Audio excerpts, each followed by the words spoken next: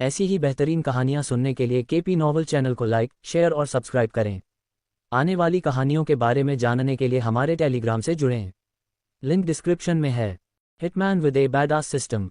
1211 शार की मृत्यु। 2 तलवारों की टक्कर और योद्धाओं की चीखों के बीच शार एक विशाल ड्रैगन पर सवार होकर आसमान में उड़ गया। देखो मेरे ड्रैगन की ताकत, शार ने विजयी होकर दहाड़ लगाई। उसकी आवाज़ पूरे मैदान में गूंज उठी। ड्रैगन ने अपना सिर उठाया, अपने जबड़े चौड़े किए और नीचे जमीन पर नीली आग की धार छोड़ी। नीचे मौजूद साहसी लोग डरकर ऊपर देखने लगे। नीली आग आग की लपटों के झरने की तरह नीचे गिर रही थी, इमारतों और योद्धाओं को समान रूप से अपनी चपेट में ले रही थी। तीव्र गर्मी भारी थी, जो कुछ ही क्षणों में उसके रास्ते में आने वाली हर चीज को राख में बदल देती थी। भाड़ में जाओ, छिप जाओ, एक साहसी चिल्लाया, एक ढहती दीवार के पीछे गोता लगाते हुए, जबकि आग का तूफान उनके चारों ओर भड़क रहा था। फैल जाओ, इसे आसान लक्ष्य मत बनाओ, अल्वियन ने अपने सैनिकों को आदेश दिया। इस बीच लिसांद्रा ने अपने धनुष को हाथ में लेकर लगातार तीर चलाए, लेकिन वे ड्रैगन के तराजू के सामने कुछ भी नहीं कर पाए। हमारे हथियार उस जानवर के सामने बेकार हैं। ड्रैगन की आग बेरहम थी, जो अपने पीछे विनाश का निशान छोड़ रही थी। सदियों से खड़ी इमारतें ढह गईं और जल गईं, उनके प्राचीन पत्थर ड्रैगन के क्रोध का मुकाबला नहीं कर सके। इस आग के हमले के बीच माइकल और गया ड्रैगन के प्रकोप से बचने की कोशिश में एक इमारत से दूसरी इमारत पर छलांग लगा रहे थे। गर्मी बहुत तेज थी, उनके बाल और कपड़े झुलस रहे थे, लेकिन वे आग की लपटों से बाल बाल बच गए। इस तरफ से इंसान, गया ने चिल्लाते हुए उसे एक संकरी गली की ओर ले जाते हुए कहा। उम्मीद है कि इससे उन्हें कुछ राहत मिलेगी। हमें ऊपर जाना होगा, उसके सीधे रास्ते से हटकर, माइकल ने जवाब दिया। उसकी आवाज़ में तत्परता थी। वे कई सीढ़ियां चढ़ गए। ड्रैगन की आग की गर्मी उनके पीछे पड़ रही थी। उनकी हरकत को भांपते हुए ड्रैगन ने अपना ध्यान उनकी ओर लगाया। उसकी आंखें एक दुष्ट प्रकाश से चमक रही थीं। ये फिर से आ रहा है, गया चिल्लाया, जैसे ही ड्रैगन ने एक और उग्र हमला करने के लिए अपना मुंह खोला। एक तेज चाल के साथ माइकल ने गया को पकड़ लिया और आंशिक रूप से नष्ट हो चुकी इमारत में गोता लगाया। ठीक उसी समय नीली लपटें उन पर छा गईं। इमारत के अवशेषों ने अस्थायी आश्रय प्रदान किया, लेकिन वे जानते थे कि यह लंबे समय तक नहीं टिकेगा। धिक्कार है, वह बहुत करीब था, माइकल ने हौंफते हुए कहा। उसका दिल उसकी छाती में धड़क रहा था। हमें उस ड्रैगन को नीचे गिराने का कोई रास्ता ढूंढना होगा, गया ने अपनी आंखों में दृढ़ निश्चय के साथ कहा। या कम से कम उसे भगा देना चाहिए। जब गया और माइकल मलबे और आग की लपटों से बचते हुए अराजकता के बीच से भागे, तो गया ने ड्रैगन की दहाड़ पर चिल्लाया, हम अभी भी ऐसा क्यों कर रहे हैं? माइकल ने शरारती मुस्कान के साथ जवाब दिया, चलो दूसरों को अपना गंदा काम करने दें। एक सहज भाव से उसने एक पत्थर को फुटबॉल की तरह जमीन पर पटक दिया, जिससे वह हवा में उछल गया। ये सीधे ड्रैगन के सिर पर लगा, जिससे शक्तिशाली जानवर और भी क्रोधित हो गया। अब समय आ गया है कि दूसरे लोग अपने पावर अप प्राप्त करें, उसने कहा। उसकी आंखों में रणनीति की चमक थी। गया माइकल की योजना को समझ गई। उसने अपने सहयोगियों से पूरी ताकत से चिल्लाते हुए कहा, पावर अप प्राप्त करें और इस ड्रैगन को चौदें। तुम मूर्ख हो। उसकी पुकार सुनकर आसपास के कुछ बौने सहमति में सिर हिलाते हैं। वह सही कह रही है, उनमें से एक चिल्लाता है, क्योंकि वे युद्ध के मैदान में बिखरे हुए पावर अप की ओर बेताब होकर भागना शुरू कर देते हैं। एक टूटी हुई इमारत के ऊपर से लिसांड्रा ने दृश्य को देखा। तुम दोनों क्या योजना बना रहे हो? उसने खुद से कहा। उसकी आंखें विचारों में सिकुड़ गईं। इस बीच पत्थर से मारे जाने पर क्रोधित ड्रैगन दहाड़ता है और नए जोश के साथ माइकल और गया का पीछा करता है। ये बार बार नीचे झपटा, इसके विशाल पंजे उन्हें पकड़ने के लिए आगे बढ़े। हर बार जब ड्रैगन नीचे उतरता, माइकल और गया अलग हो जाते। ड्रैगन की पकड़ से बचने के लिए अप्रत्याशित पैटर्न में चलते हैं। गया एक गिरी हुई बीम के नीचे लुढ़क गया, पंजे के वार से बाल बाल बच गया। माइकल ने बदले में एक ढहती हुई दीवार के पीछे भागने के लिए तेजी से दौड़ लगाई। जैसे ही ड्रैगन के पंजे पत्थर से टकराए, मलबे को उड़ा दिया। ड्रैगन, जो लगातार निराश होता जा रहा था, ने एक गगनभेदी दहाड़ लगाई। उसकी नीली आग उसके गले में धधक रही थी और वह आग की एक और धार छोड़ने के लिए तैयार था। माइकल और गया ने अपनी चपलता और आसपास के माहौल का पूरा इस्तेमाल करके अपने बचाव के लिए युद्धाभ्यास जारी रखा। वे जमीन में खुले हुए छेदों पर कूद पड़े, आधे ढह चुके मेहराबों के नीचे से फिसले और असमान इलाके का अपने फायदे के लिए इस्तेमाल किया। हमेशा ड्रैगन के घातक पंजों से एक कदम आगे रहे। जैसे ही बौने और अन्य सहयोगी पावर अप तक पहुंचने लगे, गया के रैली के नारे से उत्साहित होकर युद्ध का रुख बदलने लगा। आखिरकार उनकी रणनीति को समझते हुए लिसांड्रा के चेहरे पर एक हल्की सी मुस्कान आ गई, क्योंकि वह लड़ाई में शामिल होने के लिए तैयार थी। दूसरी ओर अल्वियन अपने चेहरे पर दृढ़ संकल्प के साथ इमारतों के बीच से छलांग लगाता हुआ अपनी लंबी तलवार हाथ में लिए हुए था। जैसे ही ड्रैगन के हमले से मलबा बरसने लगा, उसने उसे चीरते हुए पावर अप की ओर अपना रास्ता साफ कर लिया। उसकी तलवार का हर वार सटीक और शक्तिशाली था, पत्थर और लकड़ी को ऐसे काटता हुआ जैसे वे महज कागज हों। इस बीच लिसांड्रा एक ऐसी शान से आगे बढ़ी जो उसके आसपास की अराजकता को जुटलाती थी। वह चतुराई से मलबे से बचती हुई, उसकी हरकतें तरल और सुंदर थीं, क्योंकि वह दूसरे पावर अप की ओर बढ़ रही थी।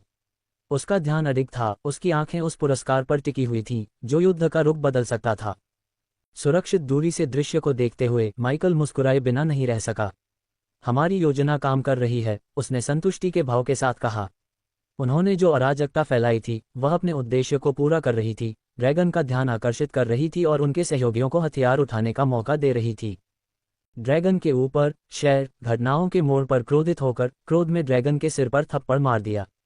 उन दोनों को मार डालो, तुम बड़े हो चुके छिपकली, उसने शाप दिया। उसकी आवाज में जहर भरा हुआ था।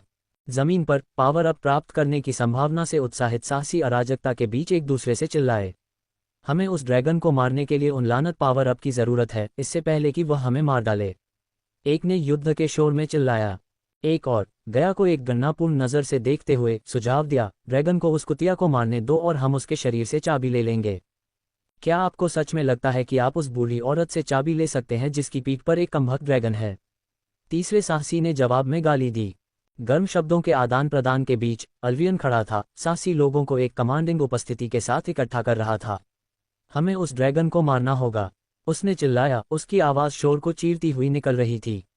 अपने पावर अप तक पहुंचते हुए उसने उसे पकड़ लिया, उसके अंदर ऊर्जा का एक उछाल बह रहा था जिसने उसके संकल्प को और मजबूत कर दिया। जैसे ही माइकल और गया ने अराजक युद्ध के मैदान में नेविगेट किया, उन्होंने अचानक खुद को एक खुले क्षेत्र में पाया। उनके ऊपर शार द्वारा निर्देशित ड्रैगन तेजी से आकाश से आ रहा था। इसके विशाल पंख हवा के झोंके बना रहे थे जो उनके चारों ओर घूम रहे थे। जल जाओ, तुम पागल हो, शार ने अपने ऊंचे स्थान से चिल्लाया। उसकी आवाज में एक दुखद खुशी थी क्योंकि उसने अपने ड्रैगन को आगे बढ़ने के लिए प्रेरित किया। गया ने माइकल के हाथ को मजबूती से पकड़ते हुए भागते हुए तत्परता और विश्वास के मिश्रण के साथ उसकी ओर देखा। आप जो भी योजना बना रहे हैं, हमें इसकी अभी आवश्यकता है, उसने आग्रह किया, उनकी स्थिति की तात्कालिकता पर जोर देते हुए।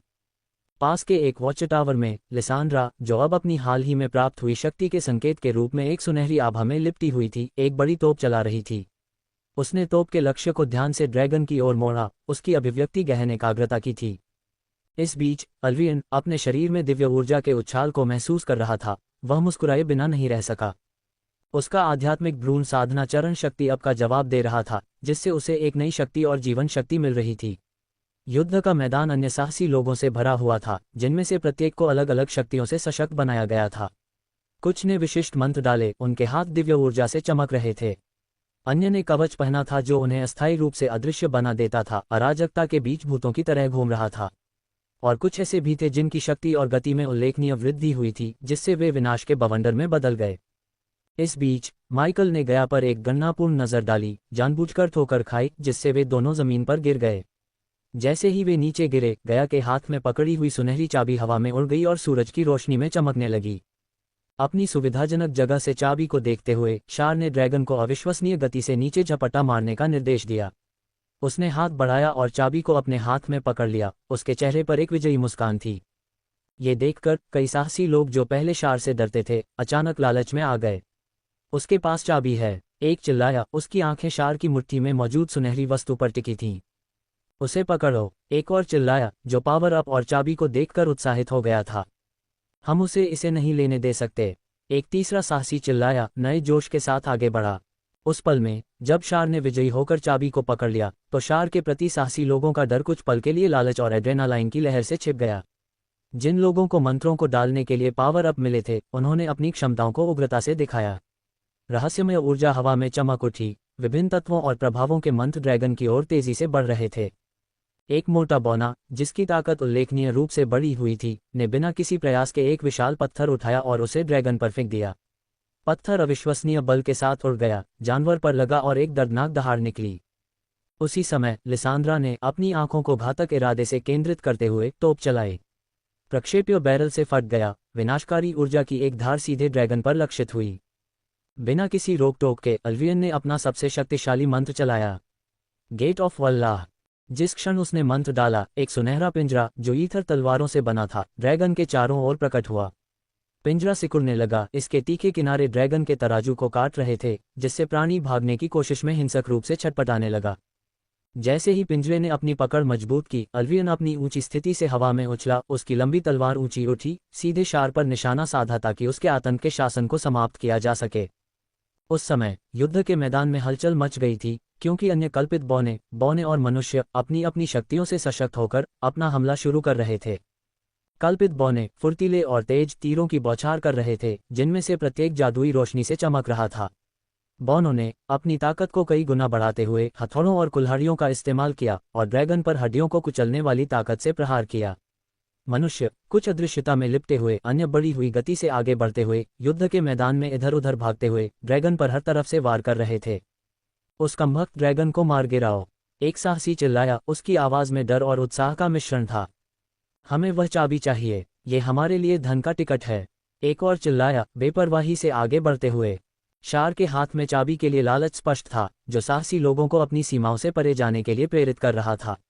वे न केवल जीवित रहने के लिए लड़े, बल्कि चाबी द्वारा दर्शाई गई शक्ति और धन के वादे के लिए भी लड़े। इस उन्मादी हाथापाई में शार और उसके ड्रैगन ने खुद को अभिभूत पाया। हमलों को रोकने की कोशिश कर रहे ड्रैगन ने दहाड़ लगाए और हाथापाई की, लेकिन तलवारों का सुनहरा पिंजरा धीरे धीरे सिकुड़ रहा था, इसकी तीखी धारें उसमें से खून बहने का कारण बन रही थीं। अपने घोड़े पर सवार शार को एहसास हुआ कि युद्ध का रुख उसके खिलाफ हो रहा है। जैसे ही शार ने ऊपर की ओर देखा, अल्वियन को आसमान से उतरते देखकर उसकी आंखें डर से चौड़ी हो गईं। उसके पीछे उसके धातु के पंख खुले हुए थे, सूरज की रोशनी में चमक रहे थे, और उसके हाथ में सुनहरी तलवार एक तेज, निर्णायक अंत का वादा कर रही थी। उसकी रीढ़ की हड्डी में ठंडक दौड़ गई, जो उसके आसन विनाश का पूर्वाभास था। ध्यान भटकने के एक क्षण में शार की नज़र अल्वियन पर पड़ी। चाबी को अपने हाथ में थामे हुए उसने देखा कि चाबी पर कुछ अजीबोगरीब चीज है। पकड़ लिया, बूढ़ी हड्डियों, उसने पढ़ा। उस पल उसे एक डूबती हुई अनुभूति हुई। जिस चाबी को उसने इतनी आसानी से पकड़ लिया था, वह नकली थी, उसे जाल में फंसाने के लिए लगाया गया एक छल। कमीने, शार ने दहाड़ लगाई, उसकी आवाज में क्रोध और सदमे की भावना थी। युद्ध का मैदान उसके रोने में कच्ची भावना को देखकर एक पल के लिए रुक गया, लेकिन बहुत देर हो चुकी थी। शार समझ गई थी कि उसे धोखा दिया गया है, और उसके दिल में वह जानती थी कि उसका अंत निकट है। दुश्मनों से घिरी हुई और अल्वियन के उस पर हमला करने के कारण बचना असंभव था। जैसे ही अल्वियन आकाश से नीचे आया, उसकी तलवार अंतिम प्रहार के लिए उठी। शार ने न तो हिम्मत हारी और न ही कांप उठी। वह विद्रोही भाव से खड़ी रही, सम्मान की विकृत भावना के साथ अपने भाग्य को स्वीकार किया। उसके नीचे का ड्रैगन दहाड़ रहा था और लड़खड़ा रहा था, लेकिन वह भी तलवारों के सुनहरे पिंजरे से बंधा हुआ था। उसकी हरकतें प्रतिबंधित और पीड़ादायक थीं। अल्वियन का उतरना आसमान में उड़ते उल्कापिंड की तरह था। उसके धातु के पंख सूरज की रोशनी को परावर्तित कर रहे थे। आकाशीय ऊर्जा से भरी सुनहरी तलवार ने सीटी बजाकर हवा को चीर दिया। अंतिम शक्तिशाली प्रहार में अल्वियन की तलवार शार पर गिरी और उसे दो भागों में काट दिया। प्रहार का बल इतना जबरदस्त था कि ऐसा लगा कि युद्ध के मैदान की अराजकता कुछ पल के लिए शांत हो गई। शार का शरीर दो अलग अलग टुकड़ों में गिर गया, उसका आतंक का राज एक ही निर्णायक क्षण में समाप्त हो गया। 1212 मृत्यु का चिन्ह। जैसे ही शार की मृत्यु हुई, उसका पावर अप, नीले रंग का स्केल वाला ड्रैगन, हवा में बिखर गया, जिससे युद्ध के मैदान में सन्नाटा छा गया। कुछ साहसी अभी भी लालच और एड्रेनालाइन की गिरफ्त में थे। जो अभी अभी हुआ था उसकी गंभीरता को समझने लगे। हे भगवान, हमने अभी अभी शार को मारा है, एक साहसी ने कहा। उसकी आवाज सदमे और एहसास के मिश्रण से कांप रही थी। अरे, वह मोरबस, विपत्तियों के देवता की अनुयायी थी। क्या अब हम बर्बाद हो गए? दूसरे ने आवाज लगाई, उसके स्वर में डर भर गया। फिर एक और ने अपना ध्यान फिर से केंद्रित करने की कोशिश करते हुए कहा, जो हो गया सो हो गया। हमें अब उस चाबी की जरूरत है। आगे बढ़ो। सावधानी से कई साहसी अल्वियन की ओर बढ़े, जो शार के शरीर के पास गंभीरता से खड़ा था। जैसे ही उसने नीचे झुककर चाबी उठाई, उसकी पावर अप को दर्शाने वाली सुनहरी परत धीरे धीरे उसके शरीर से फीकी पड़ गई। अरे, अल्वियन के पास चाबी है। साहसी लोगों में से एक घबरा गया, निहितार्थ को समझते हुए। लेकिन यह अल्वियन है, ओमवेल का नायक और देवताओं के क्षेत्र में एक किंवदंती। क्या हम वास्तव में उसे पार करना चाहते हैं? दूसरे ने हिचकिचाते हुए उन सभी के सामने आने वाली दुविधा को व्यक्त किया। अंत में अल्वियन ने अपनी हथेली में सुनहरी चाबी की जांच की। उसकी आंखें सिकुड़ गईं, क्योंकि उसने वही शब्द पढ़े जो शार ने अपनी मृत्यु से पहले देखे थे। पकड़ लिया, बूढ़ी हड्डियां, उसने पढ़ा और भौहें सिकोड़ी, ये देखते हुए कि चाबी जल्दबाजी में बनाई गई थी। उसमें उस असली चाबी की भव्यता का अभाव था जो उसने उस युवती के पास देखी थी जिसने बंदर की मूर्ति को हराया था।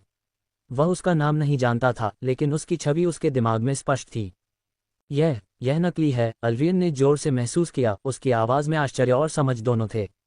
हमें शार को मारने के लिए धोखा दिया गया है। ऐसा नहीं है कि मुझे उसकी मृत्यु का अफसोस है।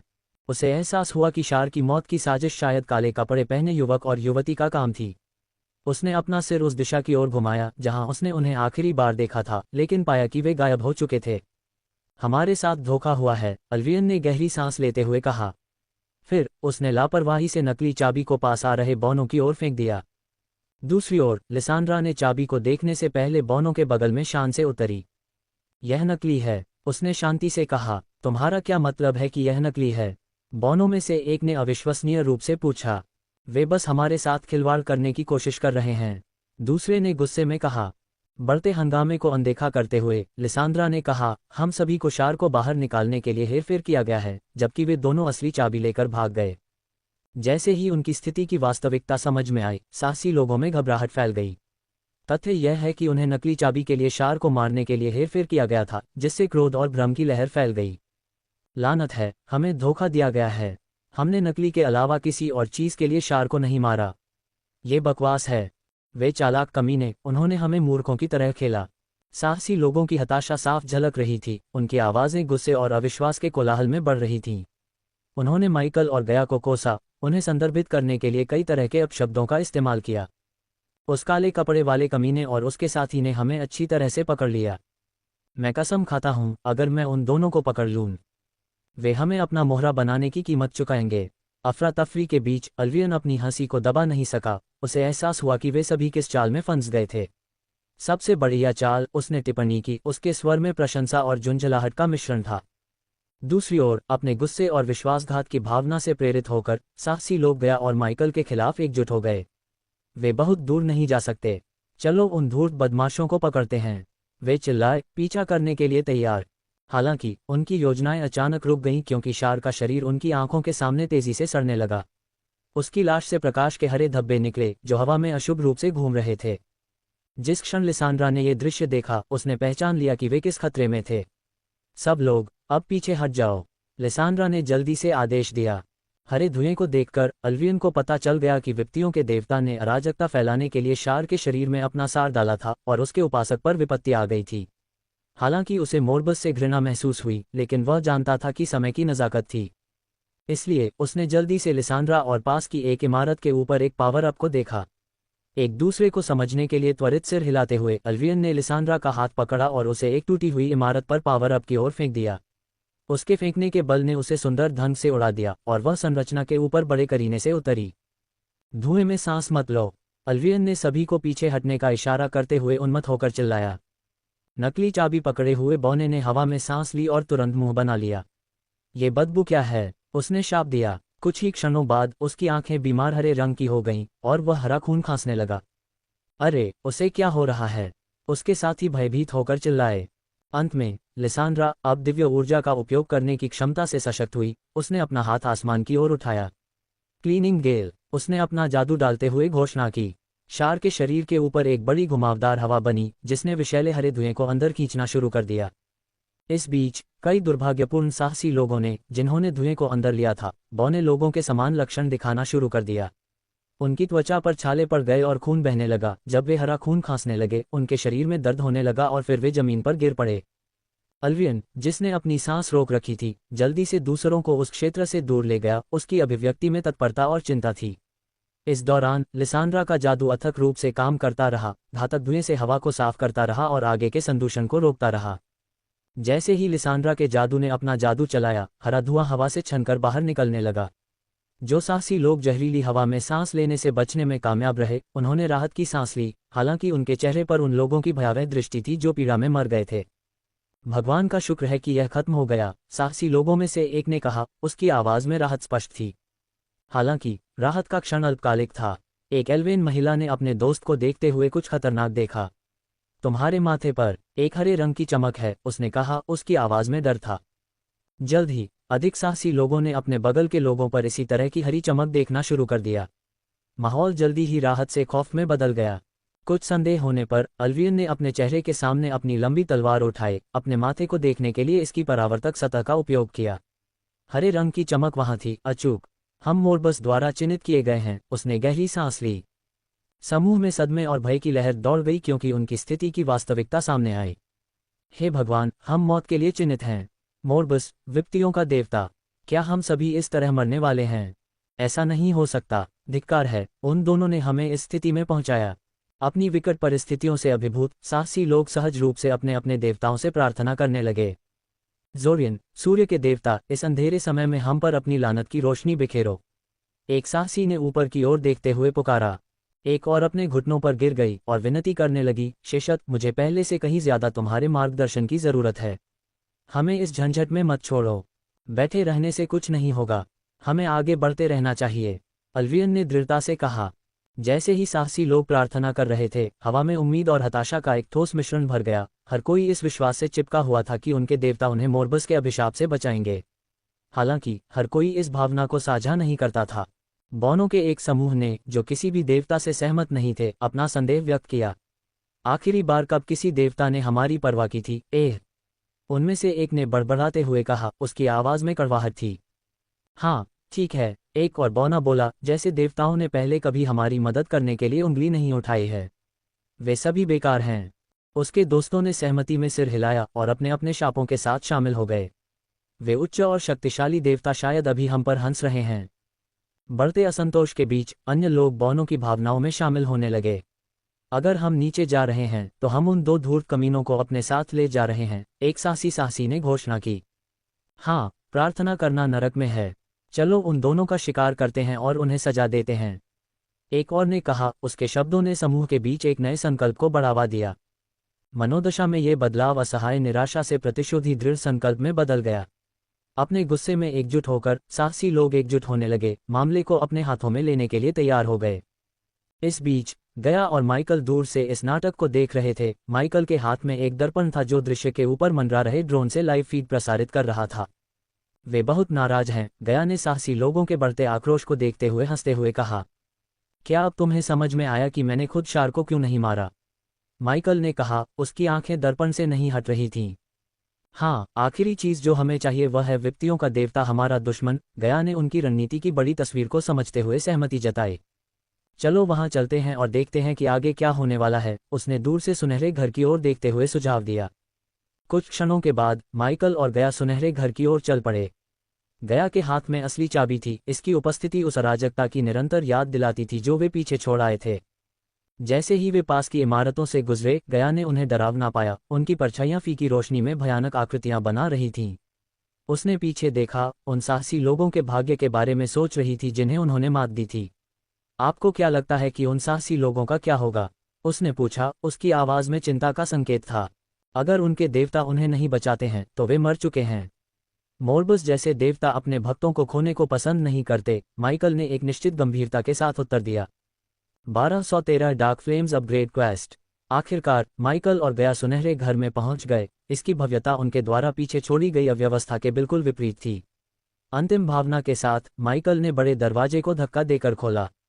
आकाश में टाइमर लगातार नीचे की ओर गिर रहा था, लेकिन अब यह अप्रासंगिक लग रहा था। उन्होंने सभी को मात दे दी थी। साहसी, लिसांड्रा और अल्वियन का उपयोग करके शार की मौत की साजिश रची थी।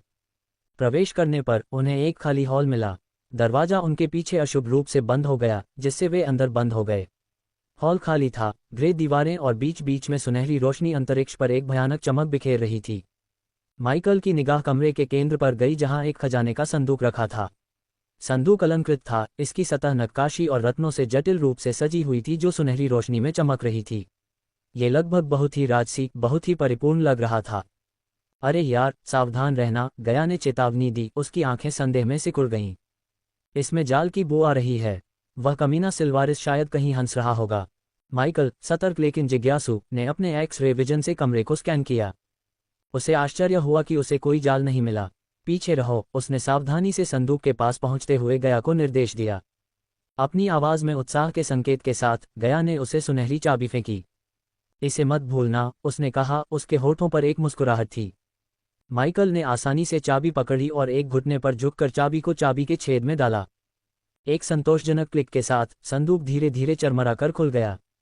मैं शापित हो जाऊंगा, गया ने विस्मय में कहा क्योंकि उसकी नज़र अंदर के खजाने पर पड़ी।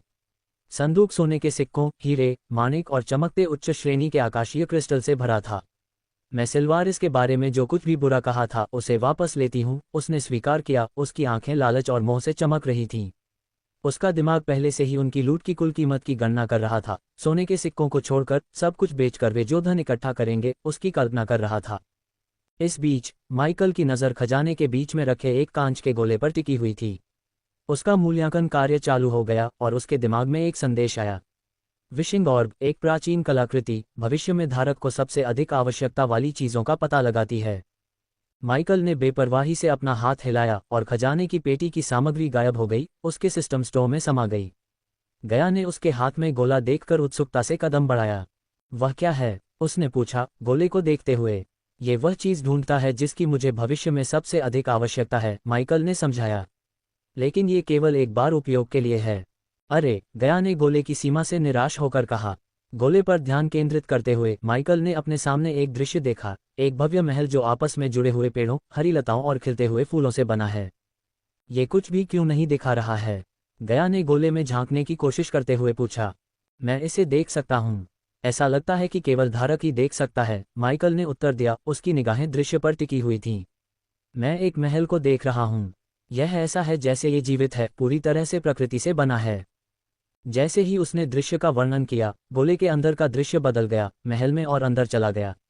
इसने एक जमे हुए बर्फ के क्रिस्टल को प्रकट किया और इसके भीतर रहस्यमय चमक के साथ काली लपटें जल रही थीं। काली लपटें, माइकल ने दृश्य को देखकर उत्सुकता से कहा। अचानक उसके सिस्टम से एक खोज अधिसूचना पॉपअप हुई। खोज, डार्क लपटों को अपग्रेड करें, शुरू हो गई है। डार्क फ्लेम का सार प्राप्त करें और डार्क फ्लेम को अगले स्तर तक अपग्रेड करें। खोज पूरी करने पर होस्ट को फायर मैनिपुलेशन में 15% की वृद्धि और सभी फायर संबंधित मंत्रों में एक स्तर का अपग्रेड मिलेगा। माइकल ने नए सिरे से रुचि के साथ ओब को देखा, यह महसूस करते हुए कि आगे की यात्रा और भी अधिक पेचीदा हो गई है। लगता है कि हमने अपना अगला रोमांच तैयार कर लिया है, उसने गया से कहा। उसकी आंखों में एक दृढ़ निश्चयी चमक थी। लेकिन खोज का क्षण अचानक बाधित हो गया क्योंकि हॉल का दरवाजा लात मारकर खोला गया था। गया ने जल्दी से मुड़कर देखा कि अल्वियन बाकी साहसी लोगों को हॉल में ले जा रहा है। उनके चेहरे गुस्से से भरे हुए थे, जो नकली चाबी के साथ माइकल और गया द्वारा हेरफेर किए जाने के बारे में उनकी भावनाओं को स्पष्ट रूप से दर्शाता था, जिसके कारण शार की मृत्यु हो गई और उसके बाद मोरबस का अभिशाप हो गया। तुम धूर्त कमीने हो, एक साहसी चिल्लाया, उसका चेहरा गुस्से से लाल हो गया। तुमने हमें धोखा देकर शार को मार डाला और अब हम तुम कमीनों की वजह से मौत के लिए तैयार हैं। एक और चिल्लाया, उसकी आवाज़ में कड़वाहट और आक्रोश था। हमें तुम्हें इस लानत भरी गंदगी में ले जाने के लिए भुगतान करना चाहिए। एक तीसरे साहसी ने कहा। समूह का सामूहिक गुस्सा उबल रहा था।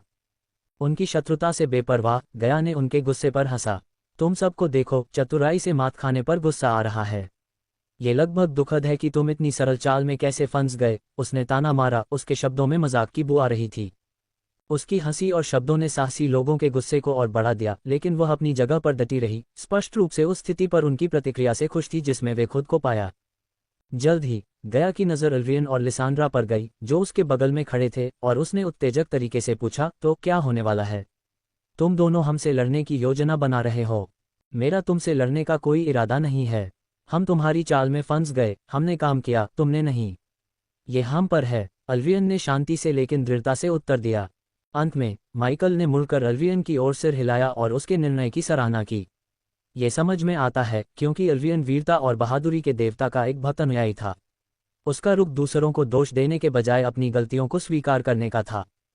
जैसे ही माइकल एक तरफ हट गया, बाकी साहसी लोगों की नज़र खाली संदूक पर पड़ी। उनका गुस्सा और लालच ज्वालामुखी की तरह फूट पड़ा। उन्होंने संदूक को साफ कर दिया। उनमें से एक ने चिल्लाया, उसकी आवाज़ में अविश्वास और क्रोध था। चलो उन्हें मार देते हैं और जो कुछ भी उन्होंने चुराया है उसे ले लेते हैं। दूसरे ने सुझाव दिया, उसकी आंखें लालच से चमक रही थीं। वहां क्या था? एक तीसरे साहसी ने जोर से सोचा। रहस्य ने उनकी निराशा को और बढ़ा दिया। कुछ कल्पित बौने, सुनहरे कवच पहने हुए, माइकल और गया को डराने के लिए अपने परिवार की प्रतिष्ठा और शक्ति का उपयोग करने की कोशिश कर रहे थे। जो कुछ भी तुमने लिया है उसे सौंप दो, या तुम हमारी शक्ति के सामने जवाब दोगे। घर उन्होंने धमकी दी। उनके हाव भाव अधिकार और अधिकार से भरे हुए थे। कमरे में बढ़ते तनाव और आक्रामकता के बावजूद माइकल और गया शांत रहे। उन्हें पता था कि स्थिति किसी भी समय संघर्ष में बदल सकती है। इस बीच माइकल की तीखी आंखों ने हॉल की छाया में छिपे जिन को देखा, लेकिन उसने ध्यान न देने का नाटक करना चुना, अपना ध्यान हाथ में मौजूद स्थिति पर केंद्रित रखा। हालांकि रोमांच की उपस्थिति अलग अलग थी, लेकिन उन सभी के माथे पर एक ही हरा रंग था, मोरबस का निशान। तुमने हम सभी को बर्बाद कर दिया है, कमीनो। एक मोटा इंसान चिल्लाया, उसका चेहरा गुस्से से विकृत हो गया। ये सब तुम्हारा दोष है, हम तुम्हारी वजह से मौत के लिए तैयार हैं। एक योगिनी चिल्लाई, उसके सुंदर चेहरे गुस्से में मुड़ गए। हमें तुम्हें हर उस चीज की कीमत चुकानी चाहिए जो तुमने हमें दी है, एक बौने ने कहा, उसकी आवाज कर्कश और कड़वाहट से भरी हुई थी। स्थिति को शांत करने का प्रयास करते हुए लिसांद्रा ने शांत स्वर में कहा, लड़ाई से कुछ हल नहीं होगा, हमें इस पर गहराई से सोचना होगा। हालांकि उसकी बातें अनसुनी हो गईं। अपने क्रोध और प्रतिशोध की इच्छा में डूबे साहसी लोगों ने उस व्यक्ति की सलाह पर ध्यान देने से इनकार कर दिया, जो ओल्वियन की तरह ओमवेल और देवताओं के क्षेत्र में एक नायक के रूप में पूजनीय था। इस पर गहराई से विचार करें। बकवास, उन्होंने हमें धोखा दिया है, एक साहसी ने उसकी सलाह को खारिज करते हुए कहा। हम इन दोनों की बदौलत बात करना छोड़ चुके हैं, दूसरे ने तिरस्कारपूर्वक कहा। उनके इनकार में शाप और अपशब्दों का इस्तेमाल किया गया था, जो स्पष्ट संकेत था कि वे सुनने या बातचीत करने के मूड में नहीं थे। तनाव तब और बढ़ गया जब उन्होंने अपने हथियार निकाले, धीरे धीरे माइकल और गया की ओर बढ़ते हुए टकराव के लिए तैयार हो गए। ओमवेल के कल्पित बॉ ने अपने अहंकार और अधिकार के साथ एक और चेतावनी जारी की, जो कुछ तुमने लिया है उसे सौंप दो या परिणाम भुगतो। तुम हमारे साथ खिलवाड़ नहीं करना चाहते, उनमें से एक ने धमकी दी, उसकी आवाज में श्रेष्ठता झलक रही थी। उनका व्यवहार टकरावपूर्ण था और उनका इरादा स्पष्ट था, वे माइकल और गया को बिना लड़ाई के या उन खजानों को छोड़े बिना जाने नहीं देंगे जिनके बारे में उनका मानना था कि वे उनके हकदार हैं। रात के 11:03। उनका व्यवहार टकरावपूर्ण था और उनका इरादा स्पष्ट था, वे माइकल और गया को बिना लड़ाई के या उन खजानों को छोड़े बिना जाने नहीं देंगे जिनके बारे में उनका मानना था कि वे उनके हकदार हैं। जैसे ही साहसी लोग करीब आए, उनकी नज़र माइकल के हाथ में कांच के गोले पर पड़ी। उन्हें एहसास हुआ कि यह खजाने की पेटी का हिस्सा रहा होगा और संभवतः एक मूल्यवान कलाकृति होगी। उनका ध्यान बदल गया। वह गोला, अब उसे सौंप दो, तुम चोर कमीनो। साहसी लोगों में से एक ने मांग की, उसकी आवाज में लालच और आक्रामकता थी। NOWELL-BE-IN.C ओम। क्या तुम सच में सोचते हो कि हम तुम्हें इसे लेकर बाहर जाने देंगे? इसे यहीं दे दो या हम इसे जबरदस्ती ले लेंगे, एक और ने अपना हथियार लहराते हुए चिल्लाया। धमकियों के बीच गया ने बेपरवाही से अपनी गर्दन को मोड़ा और अपना धनुष निकाला, जल्दी से एक तीर की नोक लगाए। भीड़ का सामना करते हुए उसकी आंखों में निर्दयी इरादे की चमक थी। मुझे आजमाओ बेवकूफों, मैं तुम्हें एक और कदम उठाने की चुनौती देती हूँ, उसने ताना मारा, उसकी आवाज़ ठंडी और खतरनाक थी। मैं इस जगह को खून खराबे में बदलने से नहीं डरती। तो कौन सबसे पहले अपनी खोपड़ी में तीर घुसाना चाहेगा? जैसे ही गतिरोध अपने चरम पर पहुंचा, एक अप्रत्याशित मोड़ आया। सिल्वारिस की अलौकिक आकृति जमीन से उभरी, उसकी उपस्थिति ने तुरंत सभी का ध्यान अपनी ओर खींच लिया। अच्छा अच्छा अच्छा, इस रमणीय गंदगी को देखो, सिल्वारिस ने मजाक किया, उसके भूतिया चेहरे पर एक दुष्ट मुस्कान थी।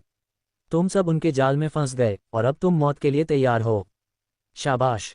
साहसी लोग चौंक गए, उन्होंने सदमे और गुस्से के मिश्रण के साथ प्रतिक्रिया व्यक्त की। तुम कमीने, ये तुम्हारा काम है, साहसी लोगों में से एक ने चिल्लाया, उसकी आवाज गुस्से से उबल रही थी। सिल्वारिस हंसा, वह जो डर और उथल पुथल पैदा कर रहा था, उसका आनंद ले रहा था। ओह, ये बेहतर हो जाता है। कल्पना कीजिए कि मोरबस, विपत्तियों का देवता, आपके साथ क्या करेगा। शायद वह आपको चलती फिरती लाशों में बदल देगा, या शायद आप पीड़ा में ही मुरझा जाएंगे। साहसी लोगों का डर स्पष्ट था, उनके चेहरे पीले पड़ रहे थे क्योंकि वे अपने भयानक भाग्य पर विचार कर रहे थे। तुम्हें यह अच्छा लग रहा है न, तुम बीमार कमीने? एक और साहसी ने कांपते हुए कहा। बेशक, मुझे अच्छा लग रहा है। ऐसा हर दिन नहीं होता कि तुम हताशा और मूर्खता का ऐसा शानदार प्रदर्शन देखते हो, सिल्वेरिस ने जवाब दिया, उसका मनोरंजन स्पष्ट था। लेकिन सिल्वेरिस ने चालाकी से शब्द निकालते हुए कहा, मेरे पास तुम्हारी छोटी सी मृत्यु के निशान की समस्या का इलाज है। हालांकि इसे पाने के लिए आपको उन लोगों के खून की आवश्यकता होगी जिन्हें चिन्हित नहीं किया गया है। फिर उसकी नज़र शैतानी तरीके से माइकल और गया की ओर मुड़ गई। कमरे में केवल 2 लोग थे जिनके माथे पर अशुभ हरा रंग नहीं था। गया को तुरंत सिल्वेरिस के शब्दों के निहितार्थ का एहसास हुआ और उसने झपट्टा मारा, मुझे इस कमीने से नफरत है। लेकिन सिल्वेरिस ने उसकी टिप्पणियों को अनदेखा कर दिया और जारी रखा, ओह, सिर्फ 1 या 2 बूंद नहीं, मुझे डर है कि मुझे बहुत ज्यादा खून की जरूरत होगी। वाकई बहुत ज्यादा। सिल्वेरिस की मुस्कान चौड़ी हो गई क्योंकि उसने बेपरवाही से जवाब दिया। 1214 गद्दार देवी माली वापस आ गई है। अपनी कलाई के एक झटके से सिल्वेरिस ने कमरे के दूसरी तरफ एक घूमता हुआ पोर्टल खोलते हुए जमीन से एक बड़ा कटोरा निकाला। माइकल और गया की ओर इशारा करते हुए सिल्वेरिस ने निर्देश दिया, इस कटोरे में उनके खून की पर्याप्त मात्रा भर लो और इलाज दिखाई देगा। जो लोग इस आनंददायक चुनौती को पार करके अगले स्तर पर जाना चाहते हैं, उनके लिए यह पोर्टल आगे बढ़ने का रास्ता है। लेकिन इसमें मज़ा कहाँ है? फिर उसने हंसते हुए कहा, इस स्तर पर आप दोनों, माइकल और गया की ओर इशारा करते हुए, कालकोठरी के मालिक हैं। सिल्वारिस की घोषणा पर साहसी लोगों का गुस्सा उबल पड़ा, उनकी कुंठाएं गर्म संवादों की झड़ी में मुखर हो गईं। ये कुछ गड़बड़ है, हम इस लानत के खेल में मोहरे की तरह खेले जा रहे हैं। वह कमीना सिल्वेरिस इसका हर पल का मजा ले रहा है। या तो हम उन्हें खून से लथपथ कर देंगे या फिर इस मौत के निशान के साथ फंस जाएंगे। ये किस तरह का बीमार विकल्प है? जैसे ही साहसी लोगों ने अपना गुस्सा और हताशा व्यक्त की, सिल्वेरिस ने हंसना जारी रखा। उसने जो उथल पुथल मचाई थी, उससे पूरी तरह से मनोरंजन किया। शुभकामनाएं, उसने गायब होने से पहले एक दुष्ट मुस्कान के साथ कहा, जिससे साहसी लोगों को उनके गंभीर विकल्पों से जूझना पड़ा। हमें उस पोर्टल में जाने से कौन रोक रहा है? हो गया ने स्थिति से बेपरवाह होकर हंस दिया। उसकी टिप्पणी पर कुछ कमजोर साहसी लोगों ने डर और सदमे के साथ प्रतिक्रिया की। आप ऐसा नहीं कर सकते, उनमें से एक ने कहा। अराजकता के बीच शांति से बोलते हुए माइकल ने बताया, सिल्वेरिस के पास इलाज कैसे हो सकता है जब वह शार की मौत की भविष्यवाणी नहीं कर सकता था? यह उसके एक और जाल की तरह लगता है। उसके तार्किक तर्क के बावजूद साहसी लोग उसके शब्दों पर विचार करने के लिए बहुत हताश थे। उन्हें यकीन था कि वह उन्हें फिर से धोखा देने की कोशिश कर रहा था। वह झूठ बोल रहा है, वे बस भागना चाहते हैं। वे हमें फिर से धोखा दे रहे हैं, उनकी बात मत सुनो। उस समय कमरा आरोपों और व्यामों से भरा हुआ था। इस बीच अल्वियन आगे बढ़ा, उसका व्यवहार दृढ़ और दृढ़ था। बस उसने माइकल और गया को संबोधित करते हुए कहा, खून को कटोरे में डालो और चलो इसे खत्म करते हैं। हमें इलाज मिल गया है, लड़ाई की कोई जरूरत नहीं है। ये करना सम्मान की बात है और हम अपना काम पूरा करेंगे। अल्वियन के शब्दों के जवाब में गया की प्रतिक्रिया उतनी ही विद्रोही थी जितनी की डरावनी। अगर तुम में से कोई भी हम पर उंगली उठाएगा तो ये कटोरा भर जाएगा, लेकिन हमारे खून से नहीं, उसने धमकी दी। उसकी आवाज में धमकी थी। उसने अपनी गर्दन को हिलाया, उसकी मुद्रा और स्वर उसके क्रूर स्वभाव को दर्शा रहे थे। मुझे आजमाओ, तुम बेवकूफों। मैं इस हॉल को तुम्हारे खून से लाल किए बिना नीचे नहीं जा रहा हूं। जबकि माइकल आसानी से पोर्टल में घुस सकता था, उसने और भी ज्यादा बदमाश अंक अर्जित करने का अवसर देखा। साहसी लोगों को बुरी तरह पीटना ऐसा करने का एक अच्छा तरीका लग रहा था, इसलिए उसने गया को उन्हें और ज्यादा परेशान करने दिया। और उमविल के हकदार कल्पित बॉनो सहित साहसी लोगों ने गया के शब्दों पर क्रोध और भय के मिश्रण के साथ प्रतिक्रिया व्यक्त की। वह हमें धमका रही है। आखिर उन्होंने क्या किया है? हम उन्हें इस तरह से धमकाते नहीं रह सकते। वे दोनों मर चुके हैं। बढ़ते तनाव के बीच अल्वियन ने अपनी सुनहरी लंबी तलवार निकाली, खुद को एक अपरिहार्य टकराव के लिए तैयार किया। उसने साहसी लोगों की ओर देखा और अगर यह एक लड़ाई है जो वे चाहते हैं, तो यह एक लड़ाई है जो उन्हें मिलेगी। हम सम्मान और न्याय के लिए यहाँ अपनी जमीन पर खड़े हैं। उन्होंने चारों ओर रोमांच को देखते हुए घोषणा की। अंत में अल्वियन ने कमान संभाली और साहसी लोगों के विविध समूह का समन्वय किया। उनमें भारी कवच पहने हुए विशालकाय बौने, तेज आंखों वाले फुर्तीले कल्पित बौने और कठोर मनुष्य थे, जिनमें से प्रत्येक अपने हथियारों को दृढ़ निश्चय के साथ चला रहा था। कल्पित बौने, बाएं किनारे को ढंक लो। बौने, अग्रिम पंक्ति को मजबूत करो, अल्वियन ने स्पष्ट और अधिकारपूर्ण आवाज में निर्देश दिया। फिर वह मनुष्यों के एक समूह की ओर मुड़ा। तुम तीनों पीछे की ओर नजर रखो, हम उन्हें अपने से आगे नहीं जाने दे सकते। फिर उसने विशेष रूप से लिसांड्रा को संबोधित किया, अगले चरण के लिए पोर्टल की रक्षा करो, हम उन्हें भागने नहीं दे सकते। माइकल और गया की ओर मुड़ते हुए अल्वियन ने अपना पिछला कथन दोहराया, कटोरे में खून बहाओ और हम बिना किसी लड़ाई के इसे समाप्त कर सकते हैं। इलाज ही हमारी एकमात्र आशा है। आप इसमें नायक बनना चुन सकते हैं, खलनायक नहीं। नायक, हम नायकों से बहुत दूर हैं। तुम सच में सोचते हो कि हम तुम्हारे लिए बस पलट जाएंगे? गया ने उसके शब्दों पर हंसते हुए कहा, उसका स्वर मजाक उड़ा रहा था। साहसी लोगों का धैर्य जवाब दे रहा था और उन्होंने क्रोध और अधीरता के अपने मिश्रण के साथ प्रतिक्रिया व्यक्त की। हमारी बात खत्म हो गई है, चलो बस उनसे वही लेते हैं जो हमें चाहिए। हाँ, इस हीरो वाली बात को छोड़ो, उन्होंने हमें बहुत परेशान कर दिया है। यह अब खत्म हो गया है किसी न किसी तरह। बढ़ती दुश्मनी के बावजूद अल्वियन ने अपना संयम बनाए रखा, अपनी तलवार तैयार रखी।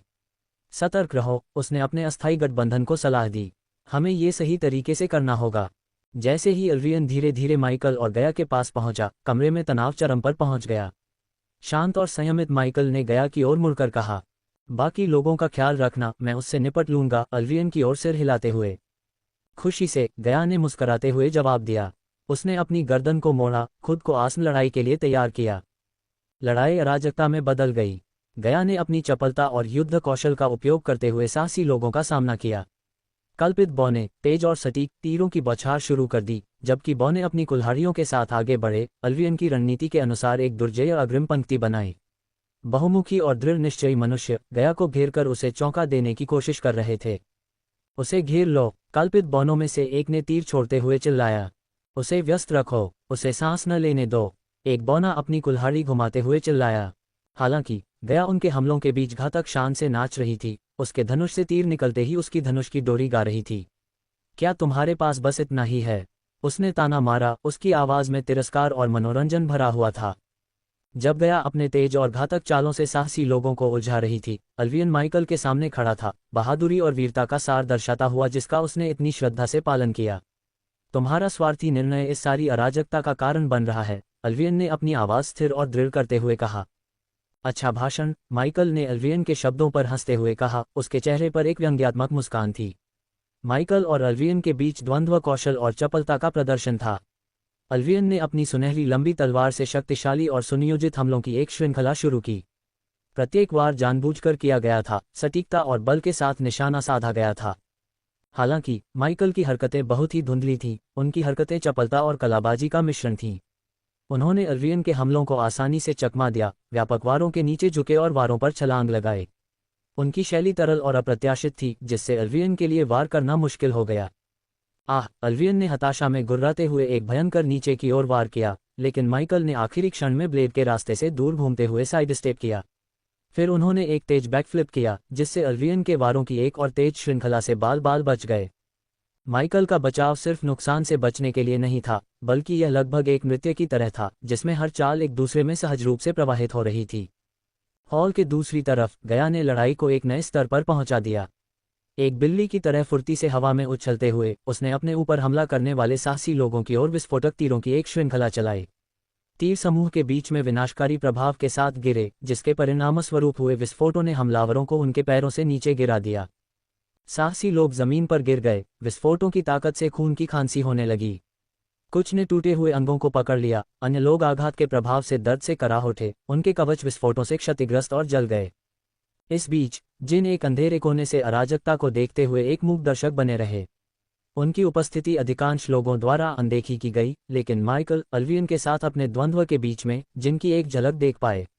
इसके बावजूद उन्होंने अपना ध्यान अल्वियन पर बनाए रखा, जो एक दुर्जय प्रतिद्वंद्वी साबित हो रहा था।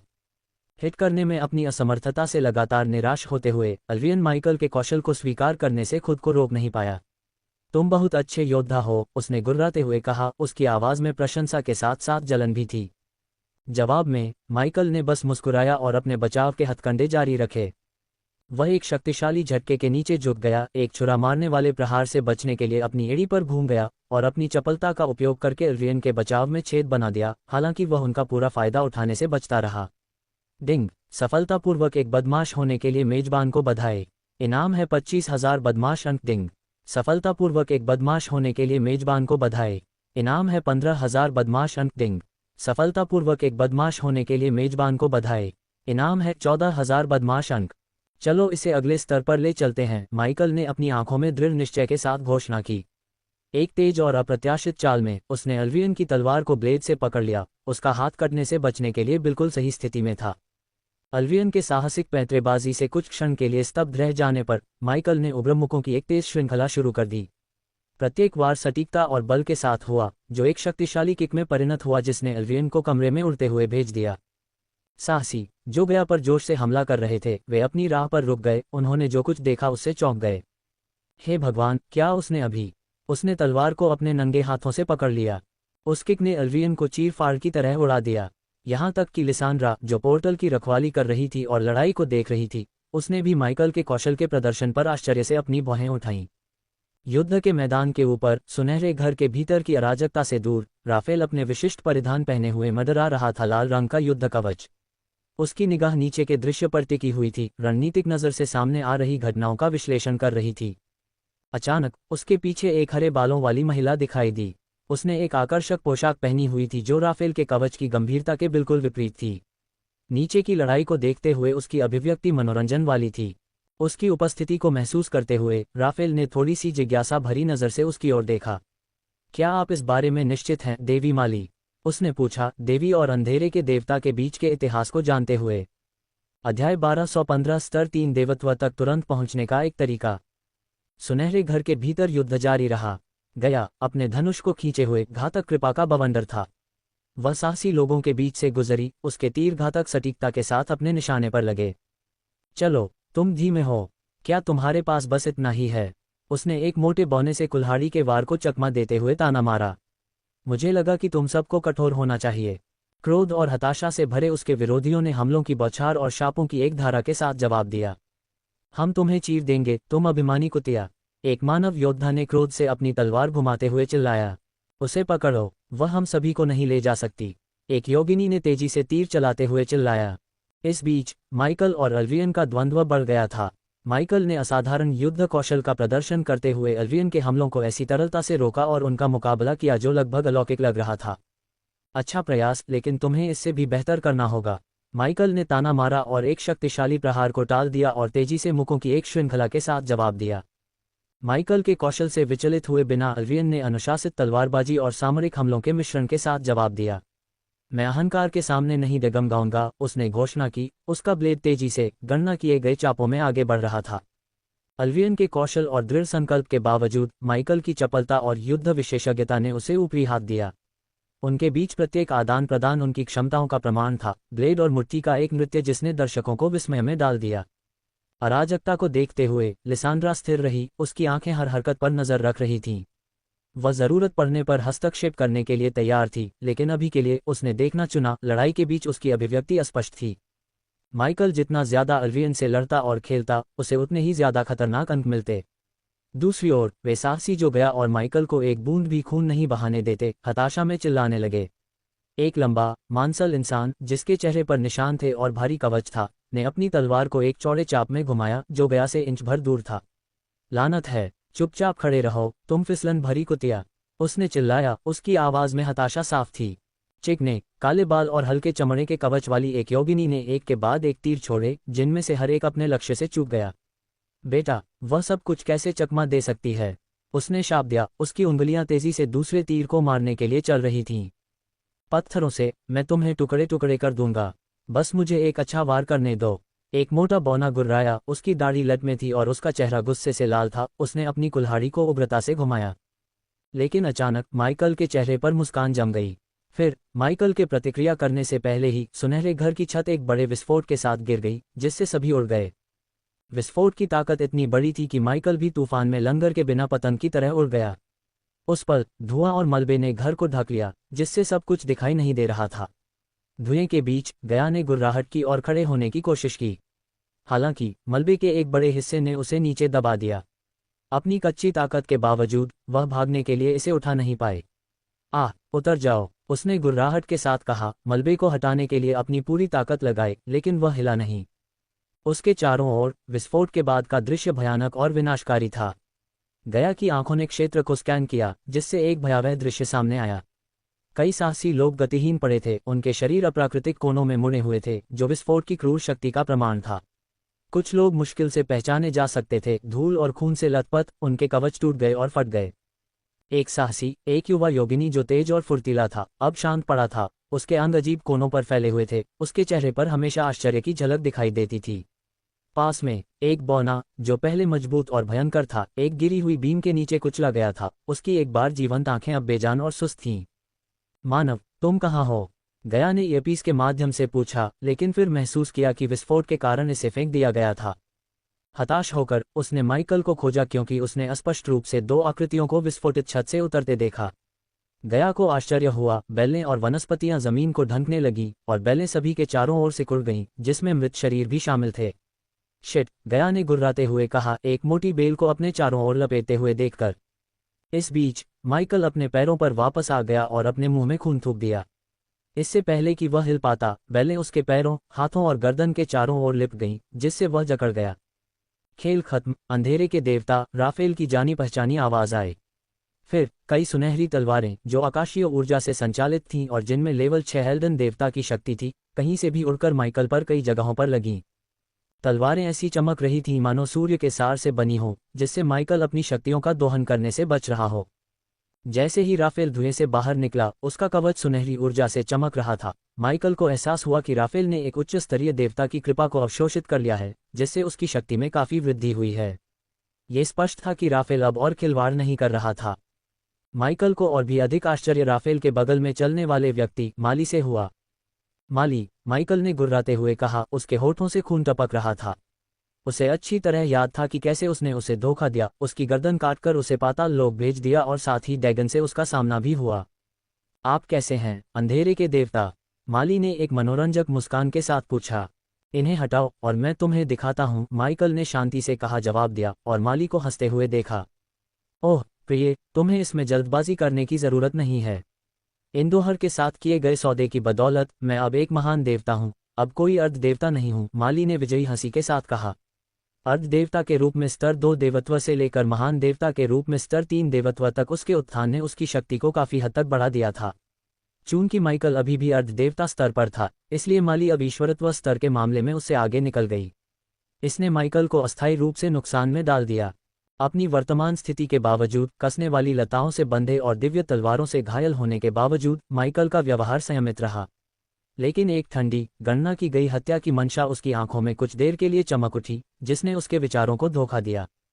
तुम अपने अपराधों का उत्तर देने के लिए हमारे साथ देवालय में आ रहे हो, दुष्ट देवता, राफेल ने कहा। उसका स्वर ठंडा और क्षमाशील नहीं था।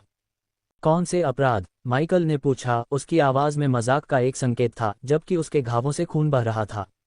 एक देवता की हत्या का अपराध, प्रिय, माली ने बीच में कहा। उसकी मुस्कान मीठी और भयावह दोनों थी। माली द्वारा भगवान को मारने का जिक्र करने मात्र से ही माइकल को पैंथियन में दहशत की हद का पता चल गया।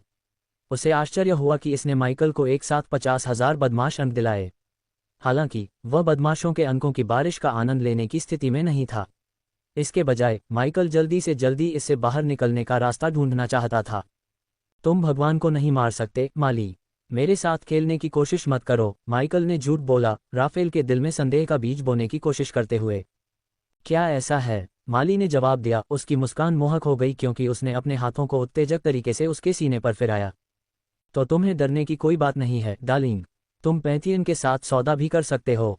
यह एंडोहर के क्रोध से बाहर निकलने का तुम्हारा एकमात्र तरीका हो सकता है, उसने सुझाव दिया। हम यहाँ समय बर्बाद करने नहीं आए हैं, देवी माली, राफेल ने बीच में कहा। उसका धैर्य खत्म हो रहा था। हालांकि माली माइकल के साथ खेलने में अधिक रुचि रखती थी।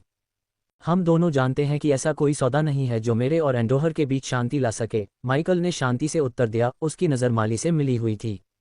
माली ने आह भरी, उसके व्यवहार में निराशा की झलक थी। ठीक है, यह कोशिश करने लायक था। तुम हमेशा की तरह ही चतुर हो, उसने स्वीकार किया। लेकिन तुम्हारे लिए ऐसा नहीं कहा जा सकता, माली। तुमने मुझे धोखा देकर एक खतरनाक खेल खेला, माइकल ने जवाब दिया। उसकी आवाज़ स्थिर थी। ये खेल मैंने जीत लिया, अंधेरे के देवता। तुम्हारी चतुर जेल में फंसने के बावजूद एंडोहर के पास अभी भी कुछ तरकीबें हैं। उसके साथ होने से मुझे लेवल 3 देवत्व तक पहुंचने का मौका मिला, एक ऐसी उपलब्धि जिसे हासिल करने का सपना कई देवता देखते हैं। माली ने एक बार फिर अपनी नई शक्ति पर जोर देते हुए शेखी बघारी। इस बीच राफेल चुप रहा, उसकी अभिव्यक्ति अस्पष्ट थी। खोज गॉड किलर 2 शुरू हो गई है। माली से बदला लें और माली के उपासकों का बदला लें। खोज पूरी करने पर होस्ट तुरंत level 3 godhood level the great god तक पहुंच पाएगा।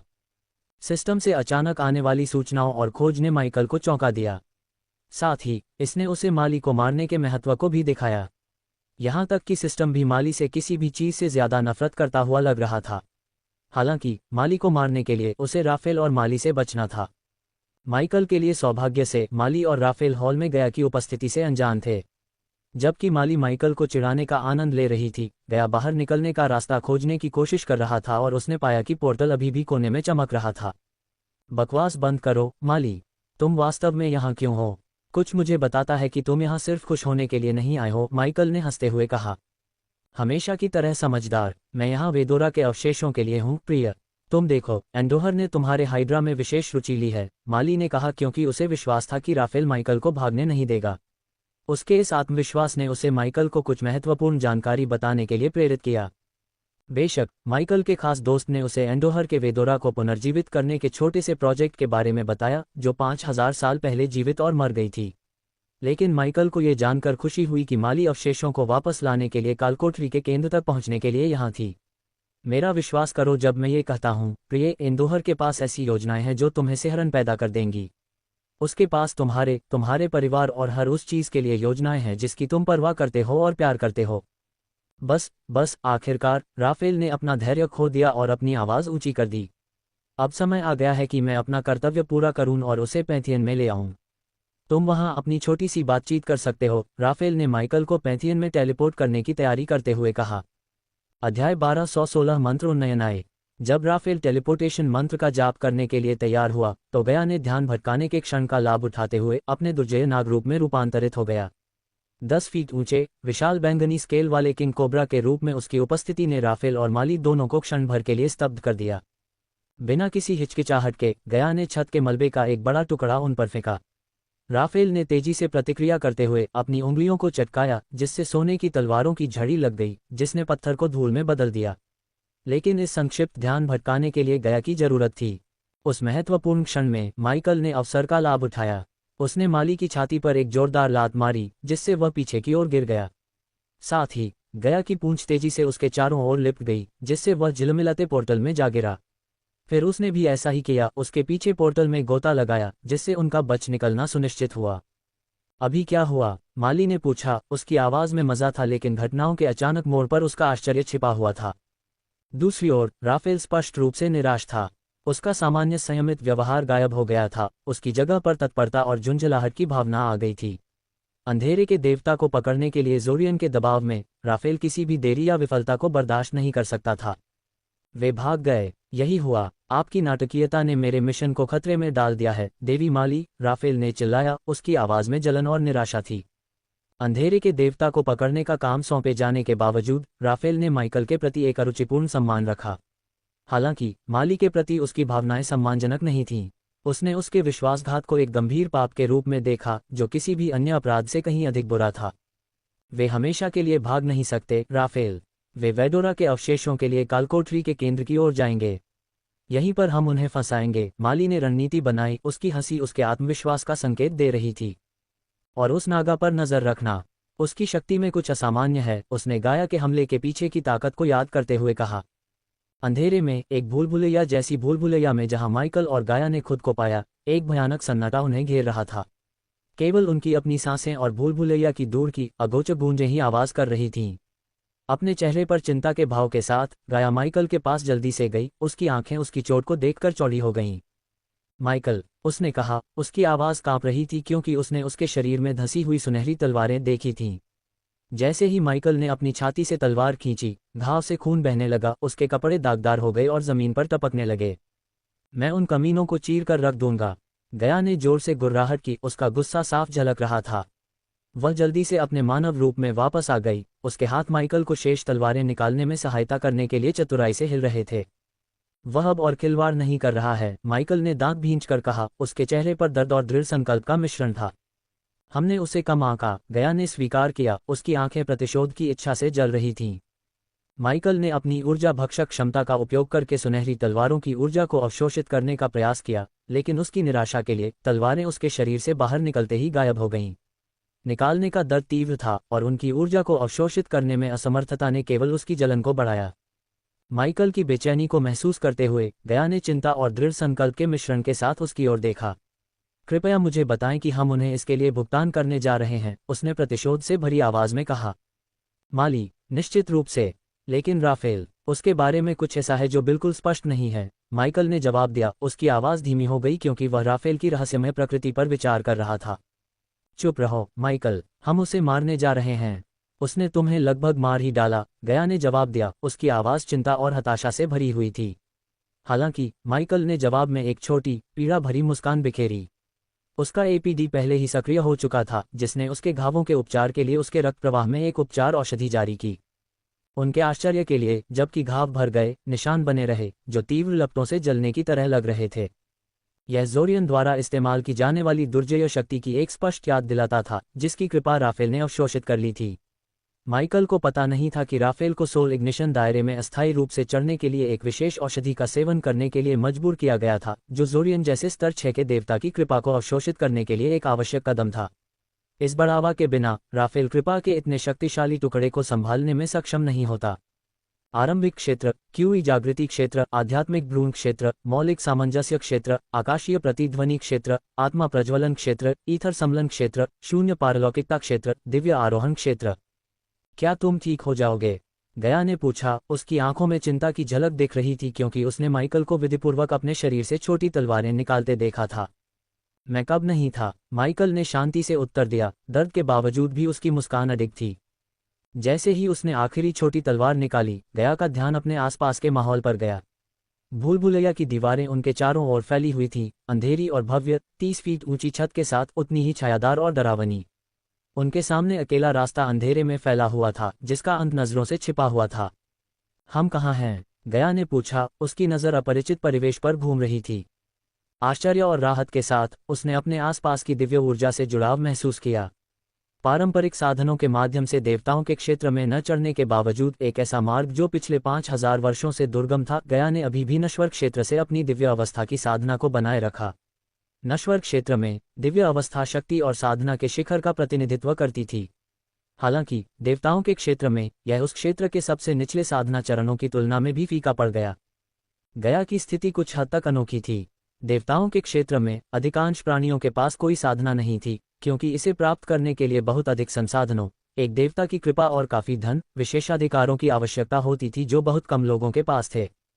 इसलिए दिव्य अवस्था की साधना से गया की अपेक्षाकृत मामूली शक्ति भी कई साहसी लोगों के खिलाफ उसे बनाए रखने के लिए पर्याप्त थी।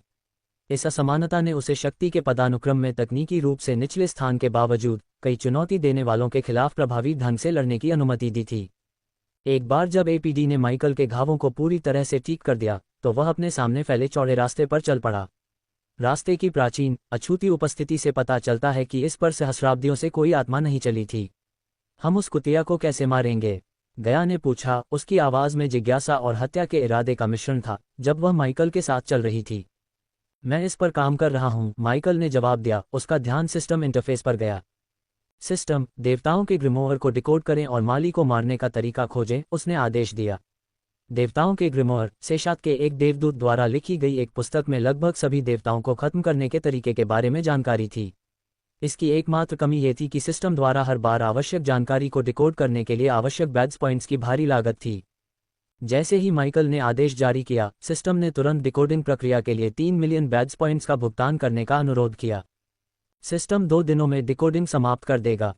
सिस्टम की अधिसूचना दिखाई दी, जिससे उनके अगले कदमों के लिए एक स्पष्ट समयरेखा निर्धारित हुई।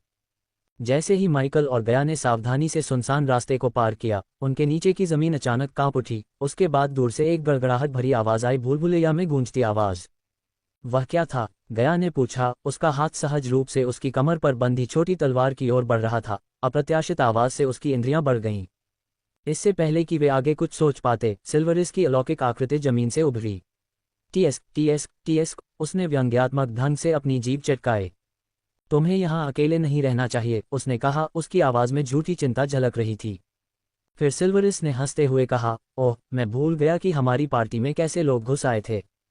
उसका मनोरंजन स्पष्ट था, क्योंकि उसने आगे कहा, मुझे उम्मीद नहीं थी कि कोई देवी और देवताओं का पालतू कुत्ता मेरी पार्टी में घुस आएगा। यह मेरी अपेक्षा से कहीं अधिक मनोरंजक होता जा रहा है। सिल्वरिस का स्वर मजाक में बदल गया, क्योंकि उसने उनकी स्थिति के लिए अपनी दया व्यक्त की। इस भूल-भुलैया को पार करने और मेरे द्वारा आपके लिए रखे गए आश्चर्य को हराने के लिए शुभकामनाएं, उसने कहा। उसकी हंसी अशुभ रूप से गूंज रही थी, क्योंकि उसका आकार फीका पड़ गया था, जिससे माइकल और गया एक बार फिर भूल-भुलैया के भयानक सन्नाटे में अकेले रह गए। गया की निराशा स्पष्ट थी जब उसने सिल्वरिस को गायब होते देखा। क्या मैंने तुम्हें बताया कि मैं उस कमीने से कितनी नफरत करती हूँ? उसने गुर्राते हुए कहा। उसकी झुंझलाहट स्पष्ट थी।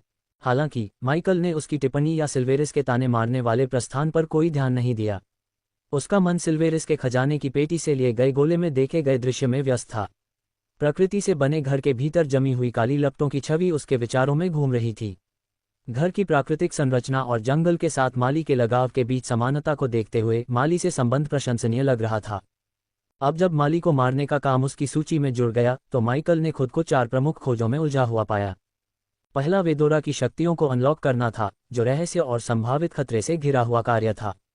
दूसरा और यकीनन सबसे चुनौतीपूर्ण, गया को राक्षसों की देवी के रूप में अपने भाग्य को अपनाने में मदद करना था, जानवरों को काबू करने वालों और क्षेत्र के प्राणियों के बीच जटिल संबंधों को नेविगेट करने में उसकी सहायता करना था। तीसरी खोज, डार्क फ्लेम को अपग्रेड करने की, ने उसकी अपनी शक्तियों को काफी हद तक बढ़ाने का वादा किया। और अंत में गॉड किलर 2 खोज थी, माली को खत्म करने का मिशन। माइकल का संकल्प दृढ़ हो गया क्योंकि उसने अपने अगले कदम पर विचार किया। चलो कालकोठरी के केंद्र तक पहुंचते हैं और माली की योजनाओं में एक पेंच डालते हैं। वह शायद हमारे लिए एक जाल बिछा रही है, लेकिन इस बार मैं आश्चर्य करने वाला व्यक्ति हूं, उसने अपनी आवाज में दृढ़ निश्चय के साथ कहा। राफेल के पहले के लाभ के बावजूद माइकल को विश्वास था कि उनके अगले मुकाबले में वह ऊपरी हाथ रखेगा। आश्चर्य का तत्व, जिसका राफेल ने पहले प्रभावी ढंग से उपयोग किया था, अब माइकल के पास होगा। अध्याय 1217 मंत्र उन्नयन 2। माइकल और गया ने जटिल भूलभुलैया में और गहराई से खोज की, इसके रास्ते एक अंतहीन उलझन में मुड़ते और मुड़ते हुए दिखाई दे रहे थे। भूलभुलैया की दीवारें ऊंची और भव्य थीं, जो गहरे रंग के पत्थर से बनी थीं जो फीकी रोशनी को सोख लेती थीं, जिससे लंबी, अशुभ छायाएं पड़ रही थीं। क्या तुम्हें यकीन है कि हम बस चक्कर नहीं लगा रहे हैं? गया ने पूछा। हर मोड़ के साथ उसकी हताशा बढ़ती जा रही थी जो उन्हें कहीं नहीं ले जा रहा था। ये जगह एक लानत भरी भूलभुलैया है। धैर्य रखो, गया। भूलभुलैया का मतलब भ्रमित करना होता है, माइकल ने उत्तर दिया, हमेशा बदलते रास्तों के बीच अपना संतुलन बनाए रखने की कोशिश करते हुए। उन्हें मृत अंत और भ्रामक मोड़ मिले, प्रत्येक मार्ग स्पष्टता प्रदान करने के बजाय अधिक जटिलता की ओर ले जाता था। हवा बासी थी और सन्नाटा केवल उनके कदमों और कभी कभी दूर से आने वाली भयानक आवाज से टूटता था जो कहीं से आती हुई लगती थी।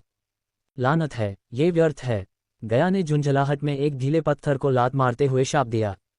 इस दर पर तो हम हमेशा के लिए यहाँ रह सकते हैं।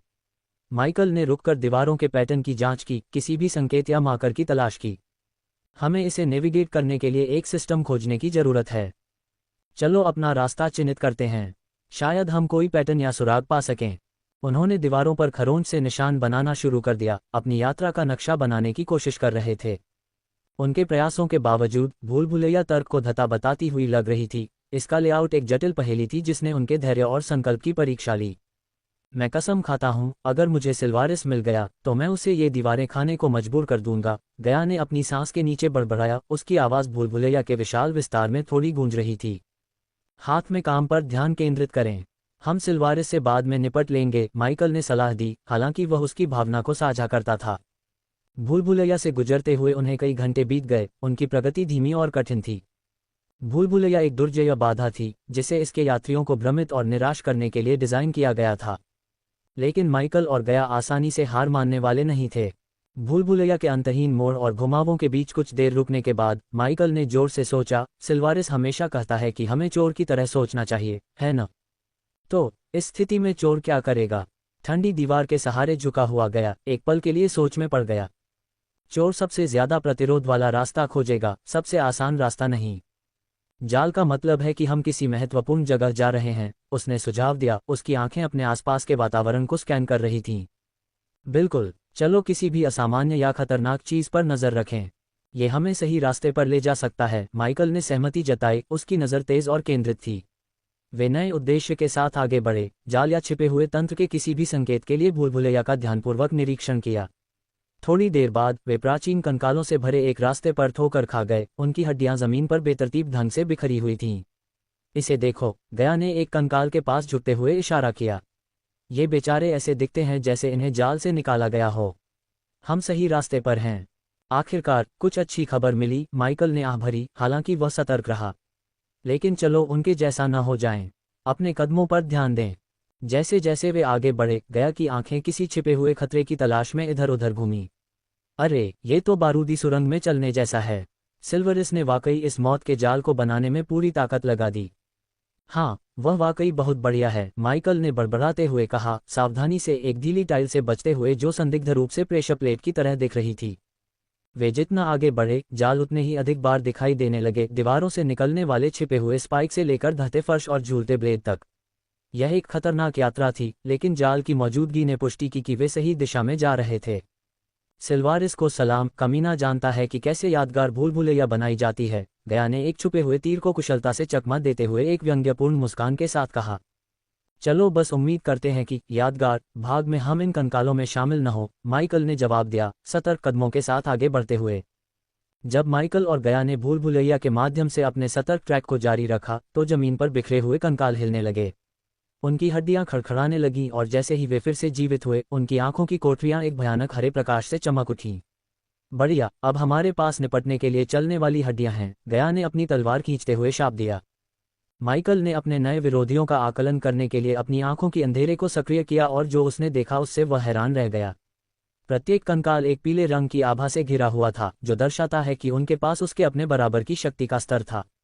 उन्हें हराना क्रूर बल का मामला नहीं होगा, इसके लिए रणनीति और चालाकी की आवश्यकता होगी। लगता है कि हमें असली लड़ाई लड़नी है। ये हड्डियों का कोई आम ढेर नहीं है, माइकल ने कहा, उसकी अभिव्यक्ति गंभीर हो गई। जब वे कंकालों की भीड़ का सामना करने के लिए तैयार हुए तो सिस्टम ने माइकल के दिमाग में झनकार भरी। होस्ट को अपने मंत्रों को अपग्रेड करने पर विचार करना चाहिए। बदमाश अंक जमा करना कोई रिटायरमेंट प्लान नहीं है। मंत्र अपग्रेड को खींचना आपको यहाँ एक फैंसी कंकाल सजावट में बदल सकता है। लानत है सिस्टम पर, हमेशा सही समय पर, माइकल ने अपनी सांस के नीचे बड़बड़ाया, उसका ध्यान पुनर्जीवित कंकालों और सिस्टम की सलाह के बीच बंटा हुआ था। माइकल के साथ सिस्टम के संचार से अनजान गया ने खुद को युद्ध के लिए तैयार किया। ये चीजें जो भी हैं वे हमें नहीं रोक रही हैं, उसने अपनी आवाज में दृढ़ निश्चय के साथ घोषणा की। माइकल सिस्टम के सुझाव को स्वीकार करते हुए जानता था कि यह संकोच का समय नहीं था। चलो ऐसा करते हैं, याद रखें, उन्हें अपने चारों ओर न आने दें, उन्होंने गया को सलाह दी। Host Michael, cultivation level elemental attunement realm godhood demigod, अनुभव अंक 0/4 लाख, बैड्स पॉइंट 7 मिलियन, पूजा ऊर्जा 0, कौशल और मंत्र विंड ब्लास्ट 6 लैट्वियन लैस ultimate form level 1, eyes of doom 5 लैट्वियन लैस ultimate form level 1, responsive shield 9 लाटवीलेट्स, एनवायरनमेंट स्कैनिंग 9 लाटवीलेट्स, इग्निटिया 8 लैट्वियन लैस अल्टीमेट फॉर्म लेवल 1, सेलीन 2 लाटवीलेट्स, मेटियोर 2 लाटवीलेट्स, लाइटनिंग डैश 6 लैट्वियन लैस ultimate form level 1, energy devour 6 लाटवीलेट्स, सोल ईटर 6 लाटवीलेट्स, सोल स्टेयर 5 लाटवीलेट्स, डेथ रेंज 3 लाटवीलेट्स, shadow teleportation, eyes of darkness सामान्य दूसरों के कल्टीवेशन लेवल को समझ सकता है। आइज ऑफ डार्कनेस लूसीफर दूसरों के कल्टीवेशन लेवल को समझ सकता है, भ्रम को देख सकता है। क्लाउड ऑफ डार्कनेस लूसीफर कमजोर इरादों वाले दुश्मन पूरी तरह से हिम्मत हार जाएंगे और आत्मसमर्पण कर देंगे। डेथ रेंज 50% ज्यादा शक्तिशाली होगी और अगर अंधेरे में सक्रिय किया जाता है तो स्टेज बैरियर की परवाह किए बिना मेजबान के कल्टीवेशन लेवल को 2 लेवल ऊपर बढ़ा दिया जाएगा। तकनीक, भाग्य की तलवारें 98% महारत, अग्नि की अंगूठी 96% महारत, सर्प मेगा 98% महारत, व्यवसाय सूर्योदय संप्रदाय का संरक्षक, रसातल के भगवान लूसीफर, डार्क लॉर्ड, अंधेरे का देवता, स्थिति स्वस्थ, लक्ष्य देवताओं और नश्वर क्षेत्र के दायरे को नियंत्रित करें, मृत्यु के आदेश को बढ़ाएं, उपयोगिता फंक्शन बैंकर 5 लैट्वियन लैस अनुपात 1000 सोने के सिक्के 40 बदमाश बिंदु, रूनिक टेलीपोर्टेशन एक्स-रे विजन अंधेरे की आंखों के साथ भी एकीकृत, धन 6 मिलियन सोना, विशेष गुण 6 सितारा कीमियागर, 5 सितारा लोहार, 5 सितारा आविष्कारक। जब माइकल ने पुनर्जीवित कंकालों का सामना किया तो उसने जल्दी से पहुंच बनाई। सिस्टम अपनी स्थिति विंडो को उसके सामने प्रकट करने के लिए इच्छुक है। सिस्टम ने तुरंत उसकी वर्तमान स्थिति प्रदर्शित की, साथ ही एक अधिसूचना के साथ हाल ही में वृद्धि को उजागर किया।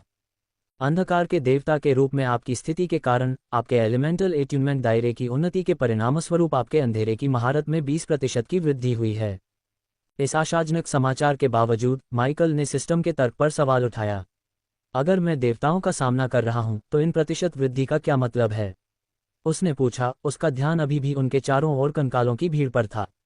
आपके मंत्र जितने अधिक शक्तिशाली होंगे और तत्वों पर आपकी महारत जितनी अधिक होगी, आप उच्च स्तरीय देवताओं के खिलाफ उतने ही अधिक शक्तिशाली बनेंगे। बढ़ी हुई मंत्र महारत आपको अपने गधे को लात मारने के बजाय उनके हमलों का सामना करने की अनुमति देती है। उच्च स्तरीय मंत्र और रणनीतिक संयोजनों के साथ आप अपने से 1 या 2 स्तर ऊपर के देवताओं को हरा सकते हैं। सिस्टम ने तुरंत जवाब दिया, उसकी बढ़ी हुई क्षमताओं के महत्व को रेखांकित करने के साथ साथ उस पर प्रहार भी किया। ये बिना अपग्रेड किए मंत्रों के साथ असंभव होगा। माइकल ने इस जानकारी को आत्मसात कर लिया, अपनी शक्तियों को लगातार मजबूत करने के महत्व को समझते हुए, विशेष रूप से दुर्जय दिव्य विरोधियों के सामने। इस एहसास के साथ उसने मानसिक रूप से रणनीति बनाना शुरू कर दिया, अपने उन्नत अंधेरे जादू को सामरिक युद्धाभ्यास के साथ जोड़कर कंकाल योद्धाओं पर बढ़त हासिल की। सिस्टम, सिलेन और आइज ऑफ डूम को कितना अपग्रेड करना है? उसने पूछा। उसके चारों ओर अराजकता के बावजूद उसकी आवाज़ स्थिर थी। जब वह सिस्टम की प्रतिक्रिया का इंतजार कर रहा था तो माइकल ने इन विशेष मंत्रों को अपग्रेड करने के सामरिक लाभों पर विचार किया। यहाँ मौन महत्वपूर्ण हो सकता है। मेरे आसपास के समय को धीमा करने से हमें एक महत्वपूर्ण बढ़त मिलेगी और यह अभी भी केवल स्तर 2 पर है, उसने खुद से सोचा। समय के प्रवाह पर अपने नियंत्रण को बढ़ाने की क्षमता सबसे निराशाजनक स्थितियों में भी ज्वार को मोड़ सकती है। फिर उसने आइज ऑफ डूम को अपग्रेड करने के लाभों पर भी विचार किया। आइज ऑफ डूम को अपग्रेड करने से मेरे रेंज वाले हमले मजबूत होंगे। अपनी आंखों से ज्यादा शक्तिशाली डार्क बीम शूट करने में सक्षम होना उच्च स्तरीय देवताओं के खिलाफ गेम चेंजर हो सकता है, उसने सोचा, उन्नत मंत्र की विनाशकारी क्षमता की कल्पना करते हुए। साइलेंस और आइज ऑफ डूम दोनों को एक स्तर तक अपग्रेड करने के लिए 90,000 बैडेस पॉइंट्स की लागत आएगी। माइकल ने आगे पूछताछ करने से पहले एक पल के लिए सोचा। हम साइलेंस को 2 स्तरों तक अपग्रेड करने में कितना खर्च आएगा? साइलेंस को 2 स्तरों तक अपग्रेड करने में 1500,000 बैडेस पॉइंट्स की लागत आएगी। और आइज ऑफ डूम के बारे में क्या? माइकल ने अपग्रेड के संभावित प्रभाव पर विचार करते हुए कहा। आइज ऑफ डूम को 2 स्तरों तक अपग्रेड करने के लिए अतिरिक्त 3,000 बैडेस पॉइंट्स की आवश्यकता होगी। माइकल ने जल्दी से अपने दिमाग में गणित लगाया और अपना निर्णय लिया। फिर 4.5 मिलियन ले लो और उन दोनों को अपग्रेड करो, उसने निर्देश दिया। चल रही लड़ाई के बीच उसकी आवाज़ दृढ़ थी। अब मंत्रों को अपग्रेड कर रहा हूं, सिस्टम ने तुरंत जवाब दिया। कुछ पल बीत गए जब माइकल ने सिस्टम द्वारा उसके मंत्रों को अपग्रेड करने का इंतजार किया। फिर सिस्टम ने आश्वासन के साथ आवाज लगाए, मंत्रों को अपग्रेड करना सार्थक होगा, होस्ट। अपग्रेड पूरा होने के साथ माइकल ने शक्ति का एक स्पष्ट उछाल महसूस किया। उस महत्वपूर्ण क्षण में उसे केवल एक अस्पष्ट धारणा थी कि 2 स्तरीय अपग्रेड उसकी क्षमताओं को कितना महत्वपूर्ण रूप से बढ़ाएंगे। यह नई मिली ताकत बिल्कुल वही थी जिसकी उसे माली और राफेल के खिलाफ आगामी लड़ाई के लिए जरूरत थी, जो निस्संदेह उसकी क्षमताओं की सीमाओं का परीक्षण करेगी। अध्याय 1218 पौराणिक मिनोटॉर आए। अपग्रेड पूरा होने के बाद माइकल सिस्टम इंटरफेस से बाहर निकल गया और अपना ध्यान वापस कंकाल सैनिकों के झुंड पर केंद्रित कर दिया। अपने अपग्रेड किए गए मंत्रों से शक्ति बढ़ाने के बावजूद पीले आभा से घिरे कंकाल दुर्जय विरोधी बने रहे। माइकल अपनी नई क्षमताओं को परखने के लिए उत्सुक था। पीछे रहो और उन्हें दूर से मारो, उसने गया को निर्देश दिया, जिसने अपने क्रॉसबो बोल्ट को सीमित विस्फोटक वाले से सामान्य स्टील बोल्ट में बदल दिया। अपनी डार्क लपटों का उपयोग करो, गया ने कंकालों की तेजी से बढ़ती संख्या को देखते हुए सुझाव दिया। उसके सुझाव के बावजूद माइकल को यह अंदाजा था कि कंकालों को जलाना शायद उतना आसान नहीं होगा जितना लगता है। अपने सिद्धांत को मान्य करने के लिए उसने अपना हाथ उठाया और आग की लपटों की लहरों को कंकाल सैनिकों पर निर्देशित करते हुए आग की लपटों का एक छल्ला छोड़ा। जैसा कि उसने अनुमान लगाया था, कंकाल धुएं में बदल गए और आग की लपटों में घिरते ही गायब हो गए। क्या तुमने उन्हें मार दिया या वे बस गायब हो गए? गया ने पूछा, उसकी भौहें भ्रम में सिकुड़ी हुई थीं। क्या तुमने सच में सोचा था कि मेरे कंकालों से निपटना इतना आसान होगा, दोस्तों? सिल्वेरिस की ताना मारने वाली आवाज़ भूल भुलैया में गूंज उठी। मैंने इस कालकोठरी को सिर्फ आपके सामान्य कालकोठरी से ज्यादा बनाने में बहुत मेहनत की है, जिसमें कमजोर कंकाल सैनिक हैं। उन्हें हराने के लिए आपको क्रूर बल से ज्यादा की जरूरत होगी। जब माइकल ने फिर से अपनी काली लपटों को याद किया तो कंकाल सैनिक फिर से प्रकट हुए। ऐसा लग रहा था कि वे अप्रभावित थे। उन्हें गायब करने के लिए काली लपटों का उपयोग करने के बारे में क्या सोचते हैं, फिर लपटों को आगे बढ़ाते हुए सीधे चलते हैं, गया ने प्रस्ताव रखा। गया के विचार का परीक्षण करने में दिलचस्पी रखते हुए माइकल ने एक बार फिर काली लपटों को बुलाया और देखा कि कंकाल उनके सामने धुएं की तरह गायब हो गए। चलो चलते हैं, उसने सावधानी से आगे बढ़ते हुए कहा। हालांकि जैसे ही उसने उस रेखा को पार किया जहां कंकाल सैनिक थे, उसे एक ठंडी सनसनी महसूस हुई और उसने सहज रूप से अपनी काली तलवारें उठाईं, जिससे एक अदृश्य हमला रुक गया। पीछे की ओर छलांग लगाते हुए माइकल ने अपने एक्स-रे विजन को सक्रिय किया, थर्मल इमेजिंग का उपयोग करके सैनिकों के सिलहुट को उनके ताप हस्ताक्षरों के माध्यम से देखा। लपटें केवल उन्हें अमूर्त बनाती हैं। एक चतुर चाल, और मुझे यकीन है कि इसमें जटिल रून और सरणियां शामिल हैं, उसने सोचा, जाल की जटिलता से प्रभावित लेकिन चकित। ठीक है, अब मेरे पास आधिकारिक रूप से कोई विचार नहीं है, गया ने निराशा से भरी आवाज में स्वीकार किया। अंधेरे की लपटों के बुझने के साथ कंकाल अपने भौतिक रूपों में लौट आए, जिससे माइकल को पीछे हटना पड़ा और उनके लगातार हमलों से बचाव करना पड़ा। भूल भुलैया की चुनौती शारीरिक रूप से जितनी कठिन थी, उतनी ही बौद्धिक रूप से भी चुनौतीपूर्ण साबित हो रही थी। एक पहेली जो एक लड़ाई में लिपटी हुई थी, जिसे पार करने के लिए सिर्फ कच्ची शक्ति से ज्यादा की जरूरत थी। जैसे ही कंकाल अपनी लंबी तलवार से माइकल पर झपटा, गया ने चेतावनी देते हुए कहा, सावधान। उसने अपने क्रॉसबो से लगातार बोल्ट दागे बढ़ती भीड़ को दूर रखने की पूरी कोशिश की। उसके प्रयासों के बावजूद आगे का रास्ता तेजी से कंकालों से भर गया और वे माइकल और गया को घेरने लगे। तत्काल खतरे पर तेजी से प्रतिक्रिया करते हुए माइकल ने उन्नत सिलनेस मंत्र का जाप किया, जिससे उसके चारों ओर 5 मीटर के दायरे में समय धीमा हो गया, जो पिछले 2 मीटर के दायरे से बेहतर था। इस अस्थायी हेरफेर ने उसे वह महत्वपूर्ण लाभ दिया जिसकी उसे जरूरत थी। धीमे समय में माइकल ने एक हाथ से हमलावर कंकाल की लंबी तलवार को चतुराई से पकड़ लिया और आंखों से लेजर जैसी काली किरणें सीधे कंकाल की खोपड़ी में दागते हुए विनाश की आंखों को छोड़ दिया। अंधेरे किरणें आसानी से छेद कर गईं और माइकल ने अपना सिर नीचे झुकाया, किरणें उत्सर्जित करना जारी रखा, जिससे कंकाल प्रभावी रूप से आधे में कट गया। डिंग, सफलतापूर्वक बदमाश बनने के लिए मेजबान को बधाई। इनाम 5000 बदमाश अंक है। डिंग, सफलतापूर्वक बदमाश बनने के लिए मेजबान को बधाई। इनाम 5000 बदमाश अंक है। अल्पविराम, सिस्टम नोटिफिकेशन उसके सिर में गूंजने लगे, उसके कुशल युद्ध को स्वीकार करते हुए। हालांकि माइकल को जल्दी ही एहसास हो गया कि उसके अंधेरे किरणों की विनाशकारी शक्ति के बावजूद भूल भुलैया में जादुई सरणियां कंकाल सैनिकों को उससे कहीं ज्यादा तेजी से पुनर्जीवित कर रही थीं, जितना वह उन्हें नष्ट कर सकता था। भाड़ में जाओ, गया ने शाप दिया, क्योंकि उसने देखा कि टूटे हुए कंकाल फिर से उठ खड़े हुए भूल भुलैया की अदृश्य शक्तियों द्वारा पुनर्जीवित हो गए। लगातार हमलों के बीच माइकल ने खुद को सिल्वेरिस की सलाह याद दिलाए। चोर की तरह सोचो। वह जानता था कि केवल क्रूर बल ही पर्याप्त नहीं होगा। कंकालों के इस अंतहीन दुश्मन पर काबू पाने के लिए उन्हें एक चतुर रणनीतिक दृष्टिकोण की आवश्यकता थी। जैसे जैसे माइकल और गया ने कंकाल सैनिकों की अथक भीड़ से लड़ना जारी रखा, लड़ाई और भी तीव्र होती गई। कंकाल, उनकी चाल सटीक और अडिग थी, उनके चारों ओर झुंड में आ गए, उनकी संख्या हर सेकंड में बढ़ती जा रही थी। मानव, हमें कुछ सोचना चाहिए और जल्दी से, गया ने चिल्लाते हुए अपने क्रॉसबो को तेजी से सटीकता से फायर किया। ये मूर्ख बस आते ही रहते हैं। कंकालों के हमलों से बचते हुए और उनसे बचते हुए माइकल की हरकतें धुंधली सी थीं। उसने अपनी काली तलवारों से वार को रोका, हमलावरों से बचने के लिए ब्लेड घातक नृत्य में घूम रहे थे। फिर भी उसने जितने कंकाल काटे, उसके बदले में 2 और कंकाल उसकी जगह ले रहे थे। इस बीच गया की हरकतें बहुत तेज थीं। वह तेजी से आगे बढ़ रही थी, उसकी छोटी तलवार हड्डियों को चीर रही थी और उसके क्रॉसबो बोल्ट घातक सटीकता के साथ अपने निशाने पर लग रहे थे। उसके प्रयासों के बावजूद कंकाल आगे बढ़ते रहे, उनकी चमकती हरी आंखें अपने लक्ष्यों पर टिकी हुई थीं। हम यहाँ फंसने वाले हैं, गया ने एक कंकाल को पीछे धकेलते हुए शाप दिया, क्योंकि वह बहुत करीब आ गया था। क्या तुम्हारे पास कोई बढ़िया विचार है, या हम सिर्फ इस मरे हुए सन की शो का हिस्सा बनने जा रहे हैं? अफरा तफरी के बीच माइकल ने एक योजना बनाने की कोशिश की। उसने विंड ब्लास्ट का इस्तेमाल किया, जिससे कई कंकाल पीछे हट गए, लेकिन वे जल्दी से अपने पैर जमा लिए और अपना हमला जारी रखा। 1 सेकंड के लिए उन्हें मुझसे दूर रखो, माइकल ने युद्ध के शोर के बीच चिल्लाया। उसका दिमाग एक ऐसा समाधान खोजने के लिए दौड़ रहा था जो ज्वार को उनके पक्ष में मोड़ सके। जैसे ही गया ने अपने प्रयासों को दोगुना किया, माइकल को आगे बढ़ते कंकालों से धकते हुए उसने सिल्वरिस के जाल में कमजोरी खोजने पर ध्यान केंद्रित किया। अचानक माइकल को एक एहसास हुआ और उसके चेहरे पर एक धूर्त मुस्कान फैल गई।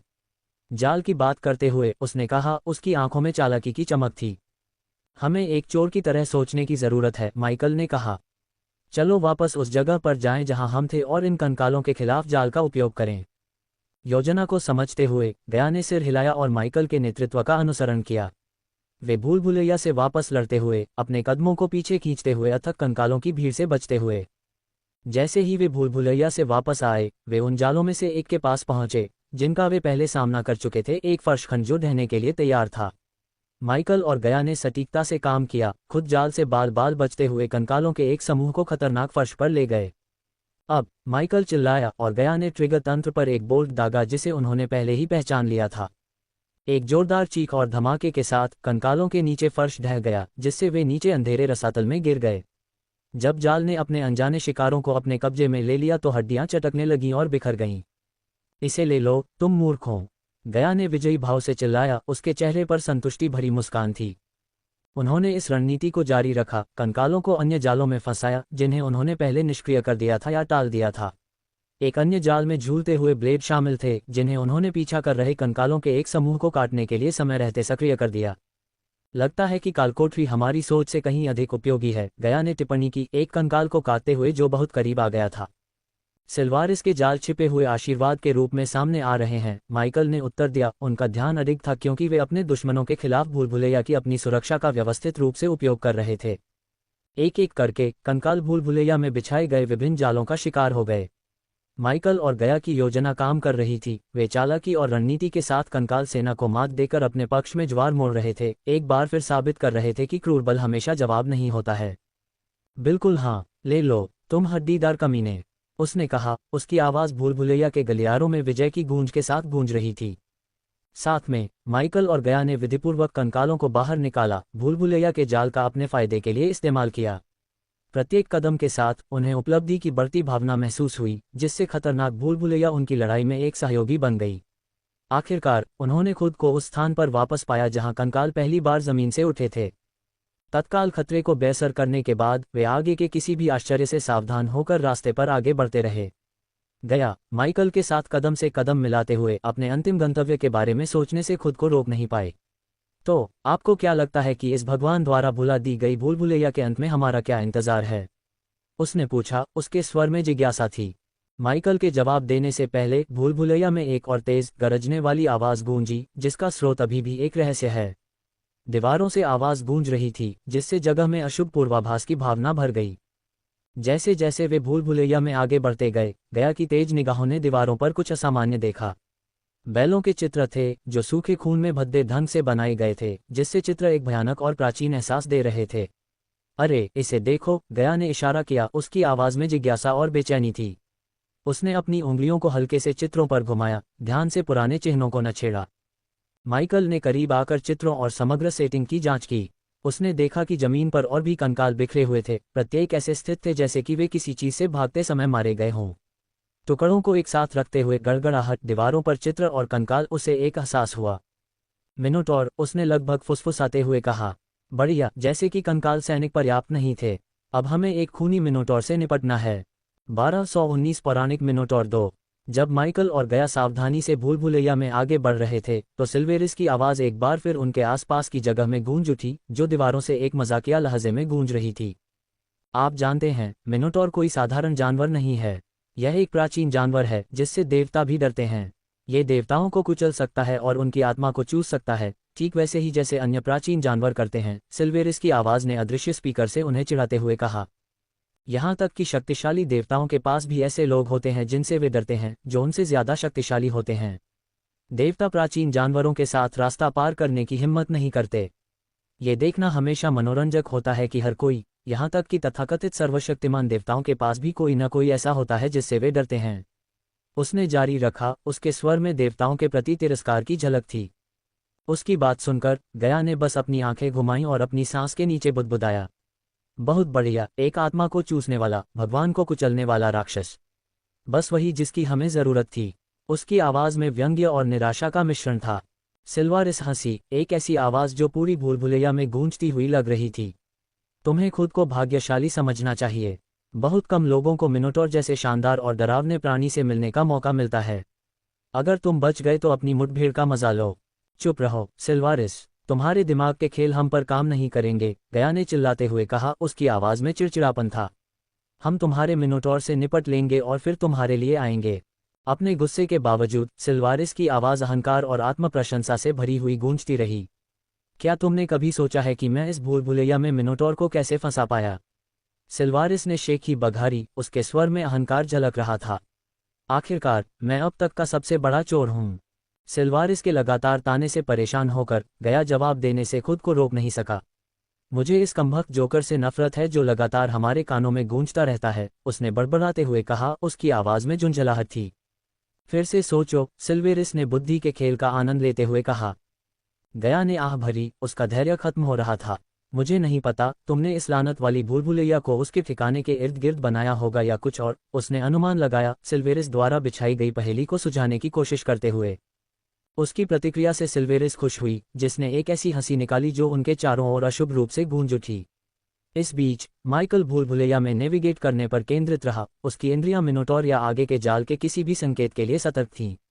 वह जानता था कि सिल्वेरिस के दिमागी खेल में फंसना विचलित करने वाला हो सकता है और उन्हें आगे आने वाली चुनौतियों के लिए सतर्क और तैयार रहने की जरूरत है। अच्छा अनुमान है, लेकिन गलत है। सिल्वेरिस की हंसी एक बार फिर भूल भुलैया में गूंज उठी। फिर उसने अपनी भूल भुलैया में मिनोटॉर की असली उत्पत्ति का खुलासा किया। राक्षसों की देवी के रूप में। गया ने तुरंत क्रोध और घृणा के साथ प्रतिक्रिया व्यक्त की। उसकी आवाज़ में सिल्वेरिस के क्रूर कार्यों के लिए आक्रोश और घृणा का मिश्रण था। किसी प्राणी को इस तरह से चुराने और हेरफेर करने का विचार उसके लिए घृणित था। तुम बीमार कमीने, अगर तुम अभी भी जीवित होते तो मैं इसके लिए दुनिया के अंत तक तुम्हारा पीछा करती। उसने अपनी मुट्ठी कसकर बंद करते हुए कहा। हालांकि सिल्वेरिस की प्रतिक्रिया केवल हंसी का एक और दौर थी, अपने कार्यों के लिए कोई पछतावा नहीं दिखा रही थी। मिनोटॉर के बारे में मजेदार तथ्य, वे उस जगह की जमकर रक्षा करते हैं जहां वे बड़े होते हैं और जो कोई भी हस्तक्षेप करने की हिम्मत करता है उसे मार देते हैं। और ठीक यही आप अभी कर रहे हैं। सिल्वेरिस के खुलासे हालांकि क्रोधित करने वाले थे, लेकिन उन्होंने इस बारे में मूल्यवान अंतर्दृष्टि प्रदान की कि वे किससे मुकाबला कर रहे थे। मिनोटॉर एक मात्र प्राचीन जानवर से अधिक था, बल्कि यह एक ऐसा प्राणी था जिसका अपने आसपास के वातावरण से गहरा संबंध था, जो इसे और भी अधिक दुर्जय प्रतिद्वंद्वी बनाता था। कृपया मुझे बताएं कि जब ये किसी भी क्षण दीवारों को तोड़कर आएगा तो इसे मारने की आपके पास कोई योजना है? सिल्वेरिस की आवाज़ धीमी होने के बाद गया ने माइकल से फुसफुसाते हुए कहा। जब गया की फुसफुसाहट उस तक पहुंची तो माइकल की अभिव्यक्ति चिंतनशील हो गई। जब मिनोटॉर अनिवार्य रूप से उनका सामना करेगा तो उसके लिए कोई योजना के बारे में पूछ रही थी। यह एक प्राचीन जानवर है, इससे चीजें जटिल हो जाती हैं, उसने स्वीकार किया। उसकी भौहें सिकुड़ गईं। उसके दिमाग में सेलेस्टियल घाटी में एक प्राचीन सेंटीपीड के साथ हुई मुठभेड़ की याद ताज़ा हो गई। वहां उसने जीव को परास्त करने और मारने के लिए झुंड का इस्तेमाल किया था और गॉड स्लेयर को तैयार करने के लिए उसकी कॉलबोन प्राप्त की थी। लेकिन यहाँ सिल्वेरिस की भूल भुलैया की गहराई में शोषण करने के लिए कोई झुंड नहीं थे, मिनोटॉर के खिलाफ कोई पर्यावरणीय लाभ नहीं था। माइकल ने कहा, इसका एक कारण है कि देवता प्राचीन जानवरों के साथ खिलवाड़ नहीं करते हैं। उनके स्वर से उनकी स्थिति की गंभीरता का संकेत मिलता है। अगर मैं अपने देवत्व में प्रवेश कर चुका होता तो मैं कुछ कर सकता था। गया ने अपनी खुद की क्षमता पर विचार करते हुए अफसोस के साथ कहा। माइकल को उसकी बातों में सच्चाई का एहसास हुआ। राक्षसों की देवी के रूप में गया का ऐसे प्राणियों पर कुछ प्रभाव हो सकता था, फिर भी उसकी शक्तियां अभी भी निष्क्रिय थीं, जब तक कि वह अपने सही दर्जे पर नहीं पहुंच जाती। माइकल को गहराई से पता था कि भले ही गया ने देवत्व प्राप्त कर लिया हो, लेकिन मिनोटॉर जैसे प्राचीन जानवर को नियंत्रित करने के लिए उसे देवत्व के उच्च स्तरों तक पहुंचने की आवश्यकता होगी, जिसे उसे अभी प्राप्त करना है। इन वास्तविकताओं का सामना करते हुए माइकल को एहसास हुआ कि उन्हें मिनोटॉर पर विजय पाने के लिए अपनी रणनीतिक सोच और सिस्टम की क्षमताओं पर भरोसा करना होगा। जैसे जैसे माइकल और गया ने भूल भुलैया के माध्यम से अपनी सतर्क प्रगति जारी रखी, उनके पैरों के नीचे कंपन और अधिक मजबूत हो गई और मिनोटॉर की गुनगुनाहट की आवाज़ तेज हो गई। मुझे लगता है कि हम इसके करीब पहुंच रहे हैं, गया ने कहा। उसकी आवाज़ में आशंका और तत्परता का मिश्रण था।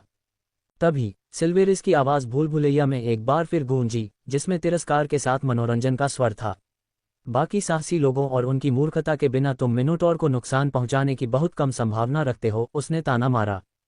कुछ पल के लिए उसकी आवाज़ रुकी और फिर उसने कहा, जब तक कि बेशक इस भूल भुलैया में देवता न हो, और वे देवता तुम दोनों हो सकते हो। उसने ये कैसे अनुमान लगाया? प्रिय, तुम मुझे और देवताओं के बारे में मेरे ज्ञान को कम आंकते हो। गया उसकी इस बात से हैरान होकर जवाब देने से खुद को रोक नहीं सका। फिर उसने समझाना शुरू किया। उसकी आवाज़ में दिव्य प्राणियों के लिए अवमानना भरी हुई थी। देवता सभी प्राणियों में सबसे लालची होते हैं। वे ये जानते हुए भी अलग नहीं खड़े होंगे कि सबसे बड़े चोर की तिजोरी खुल गई है। वे पूजा की ऊर्जा चुराते हैं और इसी तरह वे कीमती सामान भी चुरा लेते हैं। उनके लालच की कोई सीमा नहीं है। जैसे जैसे सिल्वारिस आगे बढ़ता गया, देवताओं के प्रति उसकी नफरत स्पष्ट होती गई। वे परोपकारी और न्यायप्रिय होने का दावा करते हुए इधर उधर घूमते हैं, लेकिन उनके मूल में वे चोर के अलावा कुछ नहीं हैं, जो अपने लिए शक्ति और खजाने जमा करते हैं। कुछ पल चुप रहने से पहले उसने कहा, जहां तक मुझे पता है कि तुम देवता हो, ये तुम्हारी उन काली लपटों को देखकर एक आसान अनुमान था। आत्मा के एक छोटे से टुकड़े के रूप में भी मेरे जैसे महान चोर ने उन्हें डार्क फ्लेम, एक आदिम ज्वाला के रूप में पहचाना। माइकल, जो सिल्वारिस के उकसावे पर चुप और अनुत्तरदायी रहा था, आखिरकार बोला, तो तुम्हें पता होना चाहिए कि मैं कौन हूं और मैं कौन सा देवता हूं, उसने कहा। उसकी आवाज़ शांत थी, फिर भी उसमें एक अंतर्निहित तीखापन था।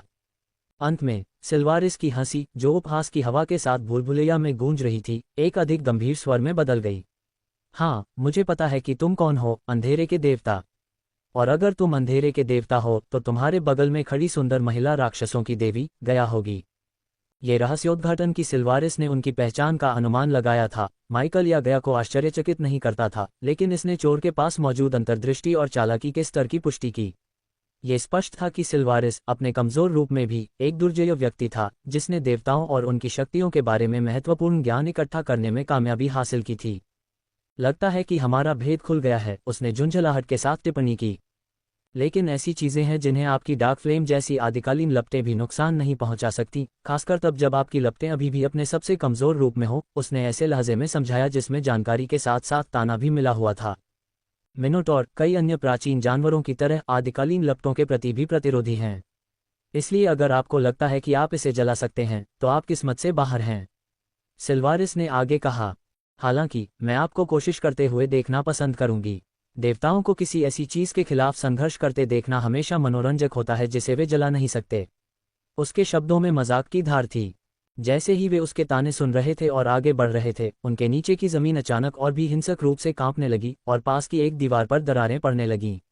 भूकंप की बढ़ती तीव्रता ने संकेत दिया कि मिनोटॉर निकट आ रहा था। सिल्वारिस की आवाज एक आखिरी बार गूंजी, उसके स्वर में प्रत्याशा स्पष्ट थी। अब ये समय है कि तुम मेरी सुंदरता से मिलो। माइकल और गया ने खुद को तैयार किया, ये जानते हुए कि वे मिनोटॉर के आमने सामने आने वाले थे। जैसे ही उनके चारों ओर की दीवारें हिंसक रूप से कांपने लगीं, माइकल तेजी से गया के सामने चले गए। पीछे रहो, माइकल ने कहा और मिनोटॉर को हराने की रणनीति की खोज के लिए सिस्टम इंटरफेस में प्रवेश करने के लिए तैयार हो गया। उनके सामने की दीवारें इतनी तीव्रता से हिल रही थीं कि ऐसा लग रहा था जैसे कोई बहुत बड़ी चीज दूसरी तरफ से उन पर टकरा रही हो, जिससे दरारों का एक बड़ा जाल बन गया हो। छत से धूल और छोटे छोटे मलबे गिरने लगे, जिससे आसन्न खतरे की भावना और बढ़ गई। हे भगवान, ये चीज पूरी जगह को गिरा देगी, गया ने कहा। उसकी आंखें लगातार अस्थिर होती दीवार पर टिकी थीं। फिर जैसे ही यह शुरू हुआ था, कंपन बंद हो गए, जिससे उनके पीछे एक भयानक सन्नाटा छा गया।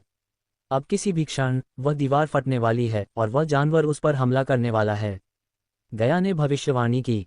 फिर वे प्रत्याशा में अपनी मांसपेशियों को सिकुड़कर प्रतीक्षा करने लगे। कुछ अंतहीन क्षणों के बाद गया को अपनी भविष्यवाणी पर संदेह होने लगा। क्या मैं गलत हूं? उसने कहना शुरू किया, लेकिन इससे पहले कि वह अपनी बात पूरी कर पाती, उनके सामने की दीवार पत्थर और धूल की बौछार में फट गई। दीवार में खुले छेद से मिनोटॉर बाहर निकला, एक विशाल और भयानक दृश्य। ये बहुत लंबा था, इसका मांसल शरीर मोटे काले फर से ढका हुआ था।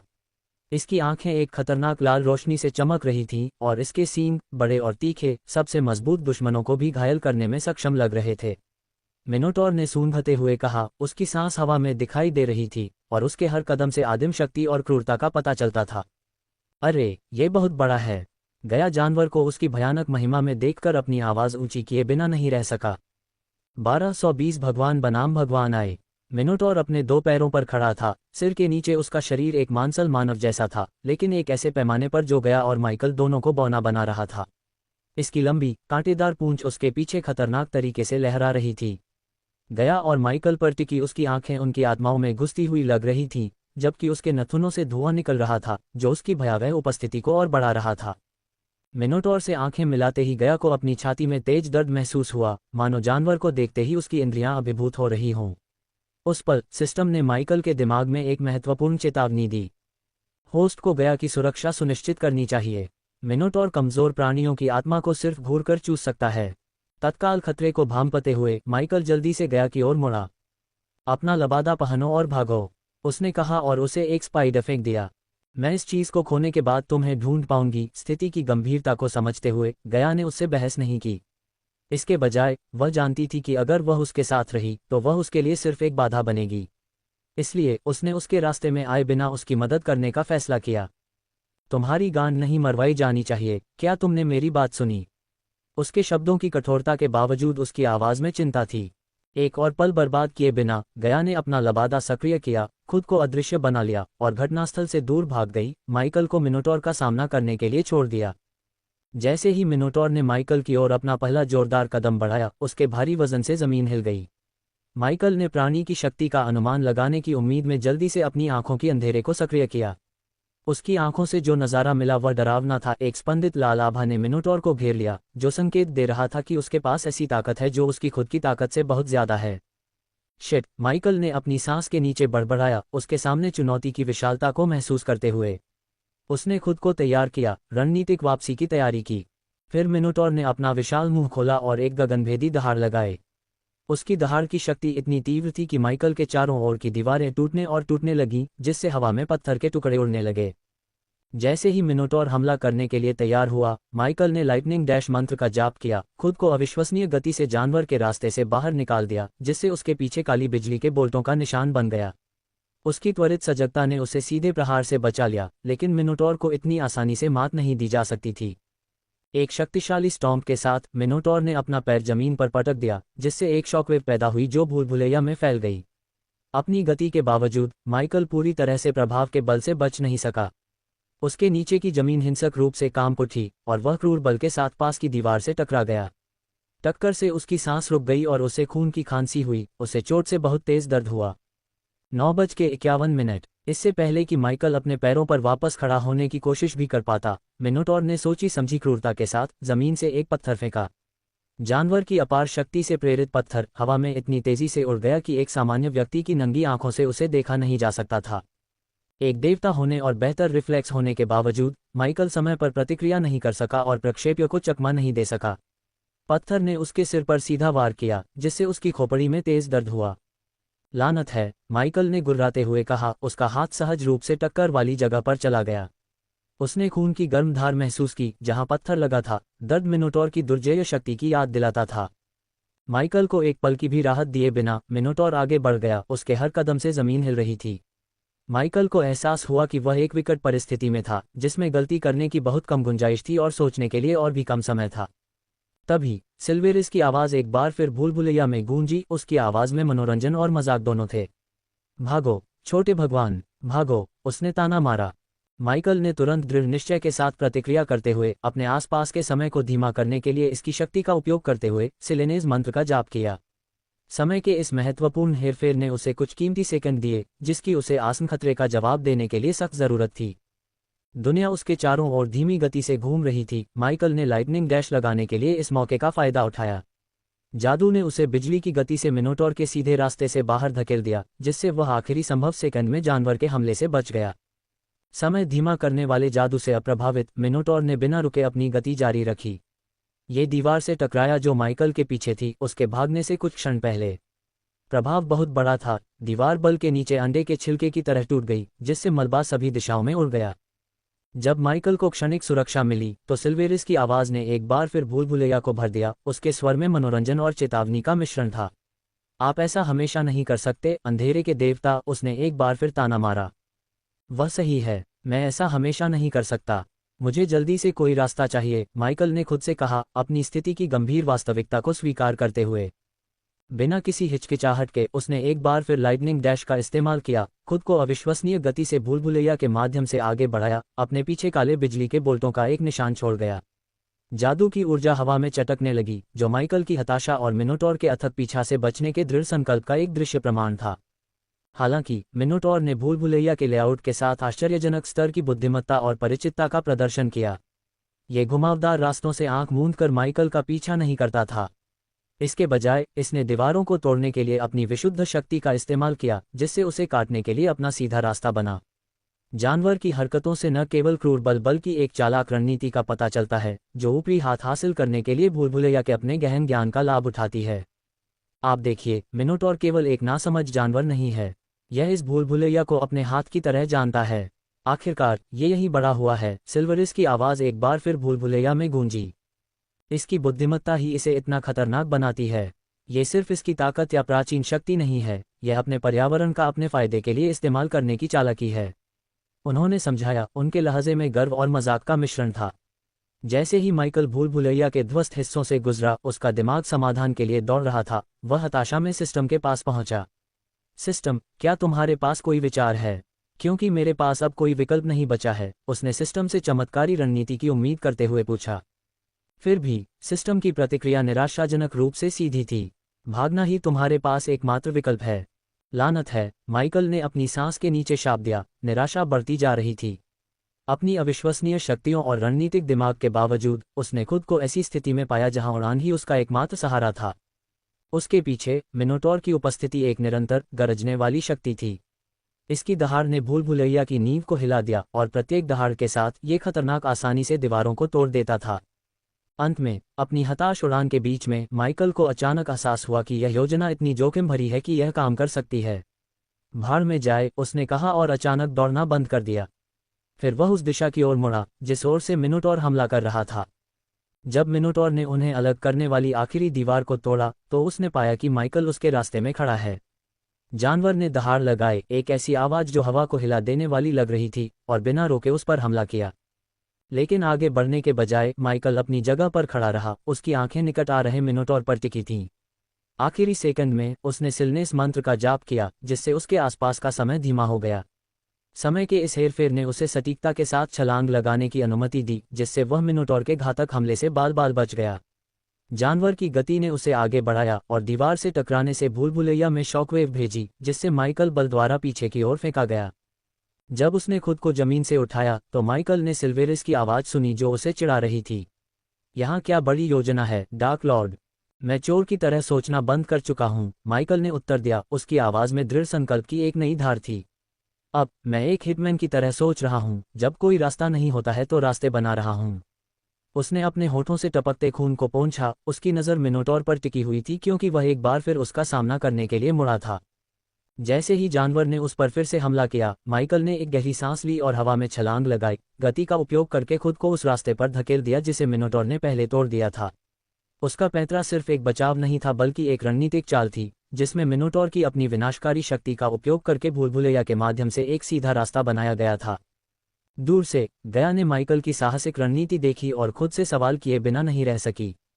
ऐसा लगता है कि वह जानवर का उपयोग करके इस भूलभुलैया के केंद्र तक पहुंचने का रास्ता बना रहा है। लेकिन उसे कैसे पता चला कि भूलभुलैया के केंद्र तक जाने का रास्ता कौन सा है? गया को पता नहीं था कि माइकल ने पर्यावरण स्कैनिंग और एक्स-रे दृष्टि का उपयोग करके भूलभुलैया के भीतर जीवन के संकेतों का पता लगाया था जिस दिशा में वह जा रहा था। अपनी क्षमताओं के इस रणनीतिक उपयोग ने उसे यह अनुमान लगाने की अनुमति दी कि जो कोई भी या जो कुछ भी उन जीवन संकेतों को उत्सर्जित कर रहा था वह भूलभुलैया के केंद्र में या कम से कम किसी महत्वपूर्ण रुचि के पास स्थित होना चाहिए।